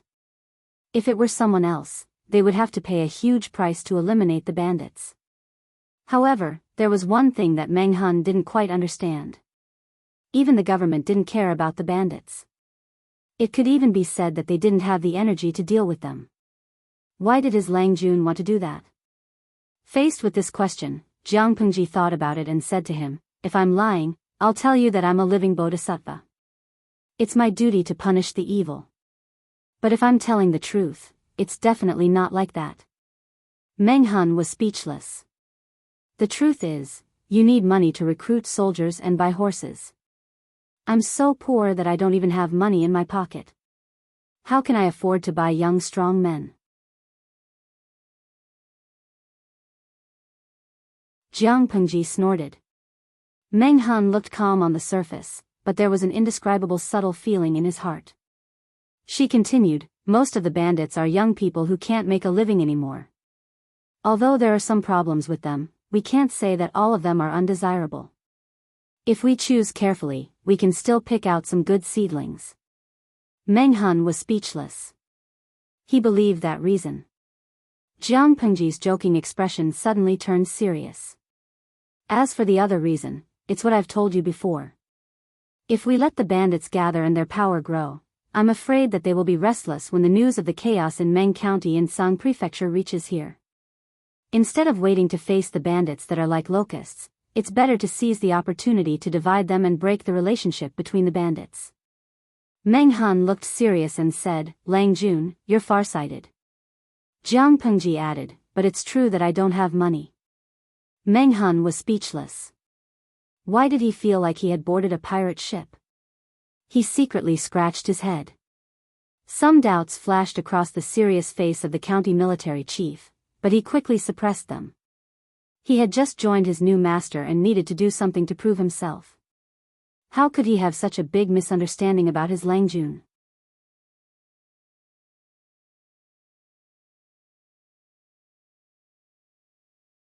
Chapter 180. Jiang Pengji was more concerned about the fact that they were the first members of the Lu family. She even personally came out to protect Meng Han and his men. For the sake of caution, these people were all servants that the Lu family had just bought. Their birthplaces and origins could all be checked. However, Jiang Pengji seemed to be thinking too much. It was impossible for the guards at the gate to inspect the carriages of the Lu family. Only a greenhorn who had just taken up his post and did not know anything would carefully inspect the carriages of the nobles. If they met someone with a good temper, they might praise them for abiding by their duties and strictly enforcing the law. But if they met someone with a bad temper and disdain for the common people, anyone who dared to inspect the carriages and delay the nobles' time would definitely be taught a lesson. So when the guards saw the emblem of the Liu family on the carriages, they all put on flattering smiles and let them pass without further inspection. These guards were experienced guards of the city gates. They could recognize even the most inconspicuous emblem of a poor family in Hejin County.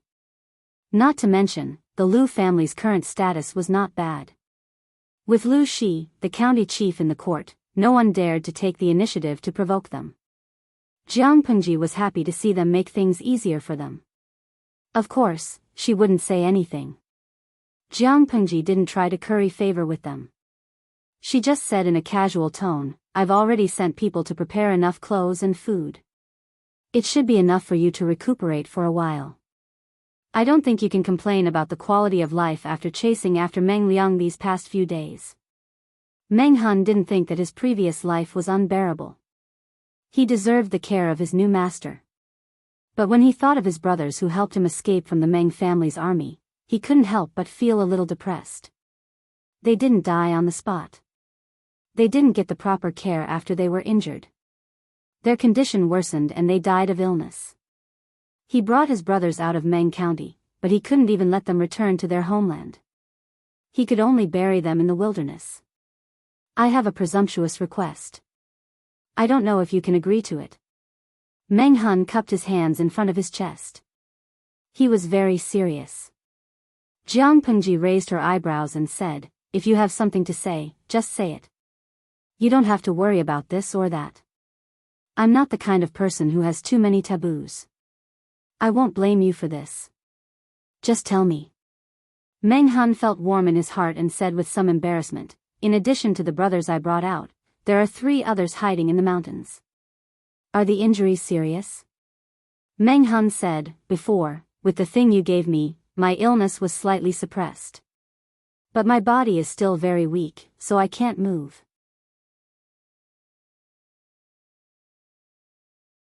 "Since that's the case, wait until you've settled down at the farm, then go to the mountain to receive them. There are many ferocious beasts in the forest. It's too dangerous for the 3 of you to stay there. You're being careless." Jiang Pengji's words warmed Meng Han's heart. Meng Han's face was full of shame. He didn't agree either and insisted on leaving one person to take care of the wounded. However, his brothers were stubborn and refused no matter what he said. How could Meng Han dare to disappoint such sincere feelings? Only by killing their enemies with their own hands and taking revenge would they be able to get back at them. "Thank you for your understanding, Lang Jun." Jiang Pengji didn't say anything. After all, to her, it was as easy as lifting a finger, but to Meng Han, it was life-saving. "The training of the farm is currently in Xiaoyu's hands, but after you go there, I'll hand it over to you." When Meng Han heard that, he was at a loss. He was a little flattered, but also a little uneasy. Although he didn't know who Xiaoyu was, he knew the principle of first come, first served. If he went there and asked Xiaoyu to let go of his work, that didn't seem right. Although Meng Han was a martial artist, he also knew the ways of the world. Jiang Pengji saw his uneasiness and said, "Don't think too much. We are short of people, so we use Xiaoyu as 2 people." Meng Han was speechless. Suddenly, he felt pity for Xiaoyu. What should he do? Did he know that he was being exploited by Lang Jun? Suddenly, a blurry figure appeared in Meng Han's mind. It was the figure of him working diligently under Lang Jun's whip. If he knew you were going to take over, he would be happy. After all, it's not something he's good at. If he wants to do well, he needs to spend more energy and time. Jiang Pengji leaned against the table. Meng Han was in the same car as her, and the others were in another rented car. "And, to be honest, you have actually met him before. Don't be too nervous. Xiaoyu is easy to get along with." "Met him before?" Meng Han asked. He tried hard to recall the relevant memory, but he couldn't find it. Jiang Pengji smiled and said, that day, he was the one with a white cloth wrapped around his face, sitting by the river and fishing. Meng Han vaguely had an impression of him. He seemed to be a young boy. Anyway, they had met before. Meng Han's nervousness gradually faded. He thought to himself, why should I worry about a young boy? However, Meng Han would soon regret his thoughts. He was indeed a young boy, but he was in charge of finances and internal affairs. Su Ke could decide everyone's quality of life, but Meng Han was clumsy with words. How could he be Su Ke's opponent? Soon, the farm was close at hand. Meng Han sighed in his heart. He didn't expect to come here for the second time with such an identity. When they arrived, Su Ke was still diligently supervising the training of the servants, or rather, the troops. They didn't know if it was because Jiang Pengji had trained him before, but his appearance and mental state were much better than before.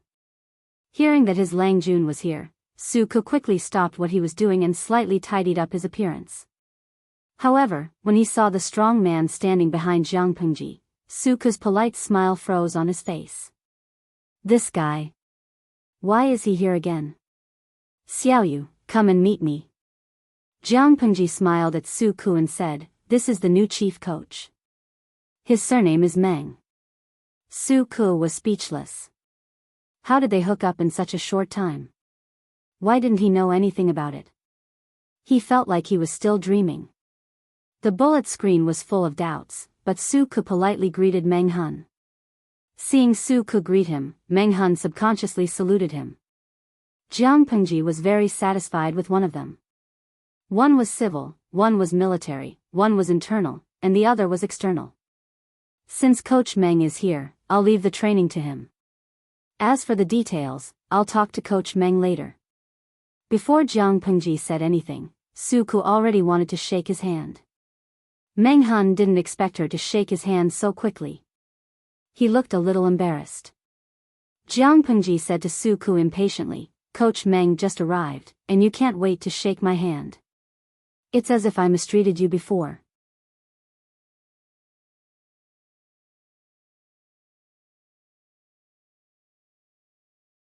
Chapter 181. Su Ke was very clear about his own ability. A person's energy was limited, and he couldn't do everything. Even if he could, it would take an unimaginable amount of time and energy. Compared to the final result, the investment was too high, and the loss outweighed the gain.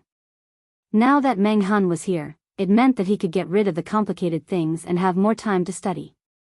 Although the Lus were not the top aristocratic family, they had a rich collection of books. Su Ke couldn't imagine how many books there were. In the past, he loved a book like it was a treasure, and he would read it over and over again. Now, he had a whole treasure house, but he had to spend so much energy on something he was not good at. How could he not feel sad? Now that Meng Han had taken over some of the things, Su Ke couldn't be happier. Naturally, he didn't care about his Lungjuan's teasing. But Su Ke still had some doubts. When did his Langjun take over Meng Han? Although he knew that Meng Han was good at deceiving people, Meng Han had seen the world. Why was he so easy to trick? While Meng Han went to help his men settle down, Jiang Pengji tilted her head and glanced at Su Ke. Why are you looking at me like I'm a human trafficker? Su Ke sighed. Lungjuan's ability to persuade people is incomparable to those human traffickers. How long has it been, and Captain Meng Han has been subdued by you so easily? Really, speed is of the essence in war. It was so fast that I didn't even have time to react. As an accountant, he also needed time to make arrangements. As the general coach, Meng Han's living quarters had to be spacious. Even though it couldn't be very nice, it still had to be clean and tidy. The previous batch of servants had been divided into several groups, and they were familiar with each other. Now that Meng Han's subordinates had suddenly appeared, what if they didn't handle it well and the troops became hostile? Not to mention, Su Ke had to send someone to prepare bedding and clothes for them. Dinner should also be prepared for the people who had appeared out of nowhere. She came so suddenly and without any prior notice, he suddenly had the illusion that he was the housekeeper of the house. Speaking of which accountant would take care of so many messy trifles? Jiang Pengji's mouth twitched. Su Ke sounded as if she had done something to Meng Hun. This is probably fate. Just like how I met Xiaoyu, I should also meet Meng Hun. This time, it was Su Ke's turn to be silent. Even though a long time had passed, he still hadn't forgotten the details of that day. Su Ke looked at Jiang Pengji speechlessly and whispered to her, "Since Coach Meng has surrendered, does that mean Meng Liang?" "Yes, I've received the letter." Jiang Pengji suddenly raised her lips. That Meng Liang. Luckily he had sharp eyes when he was reincarnated. Otherwise, with that brain of his, I don't know if he could live to grow up. His IQ was touching. Meng Liang's parents must have worked hard to give birth to a son with such a low IQ and raise him into such a useless person. Su Ke asked, "How much food did you ask for?" "About 500 stones. Meng Liang filled it in himself, but I think it's too little." "How many people can eat it?" Jiang Pengji snorted. She wasn't a beggar. She was looking down on her by asking for a few hundred dawn of food. Su Ke also said, 500 dawn is indeed too little. Since the Mengs don't lack food, we'll just ask for 2,000 dawn. Not to mention, the transportation team from Meng County to Hejin County will consume a huge amount of rice. While they were talking, they had increased the original price of 500 dawn of rice to 2,000 dawn. They were so arrogant that they deserved a beating. "But, how do you plan to deliver this letter to the Mengs?" Su Ke picked up a brush and wrote a blackmailing letter with his left hand, which he wasn't used to using. The letter stated that Meng Liang was in his hands and that if they wanted to ransom him, they had to follow the letter. They would exchange rice for Meng Hun and would not accept bribes. They had to deliver the rice within X days after receiving the letter. Of course, Meng Hun was the kidnapper. Since he had already broken up with his old boss, it was okay to break up with him even more. Jiang Pengji heard that and chuckled. She said, "What's so difficult about this question? We don't have to send someone to deliver the letter all the way to the Mengs in Meng County.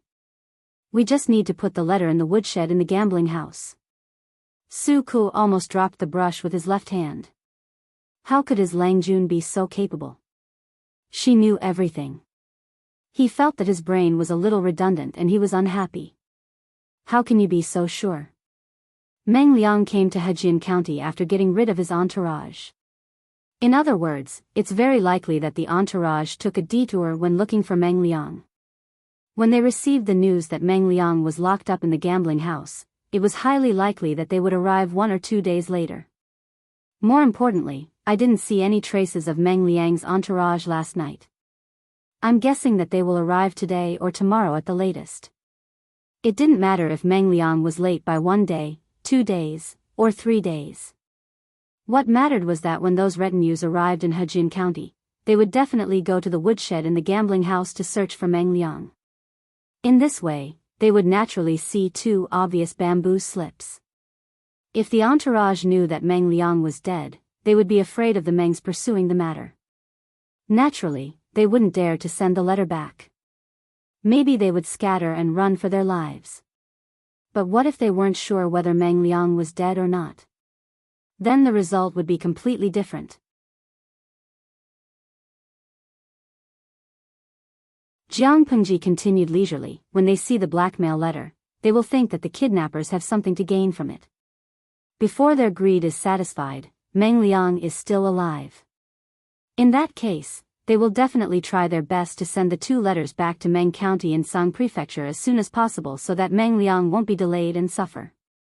After they rescue Meng Liang, they might be able to make a great contribution." Meng Liang's death and his life were completely different. If he was dead, the Mengs wouldn't care if Meng Liang got rid of the entourage on his own. They would definitely make the entourage pay. If he was alive, even if the Mengs would punish the entourage for failing to watch over Meng Liang, they would still compensate the entourage double for Meng Liang's actions. To put it bluntly, Jiang Pengji was scheming that the entourage would risk their lives to send the 2 letters safely to the Mengs. Su Ke was speechless. Jiang Pengji couldn't help but laugh when she saw his hopeless expression. I know why you're asking for so many details. You're expecting me to ask you questions and then you'll tell me the same thing, aren't you? You're tuning into the Biyao's Wuxia Chronicles YouTube channel. Don't forget to subscribe and join us on this journey to catch the most captivating stories.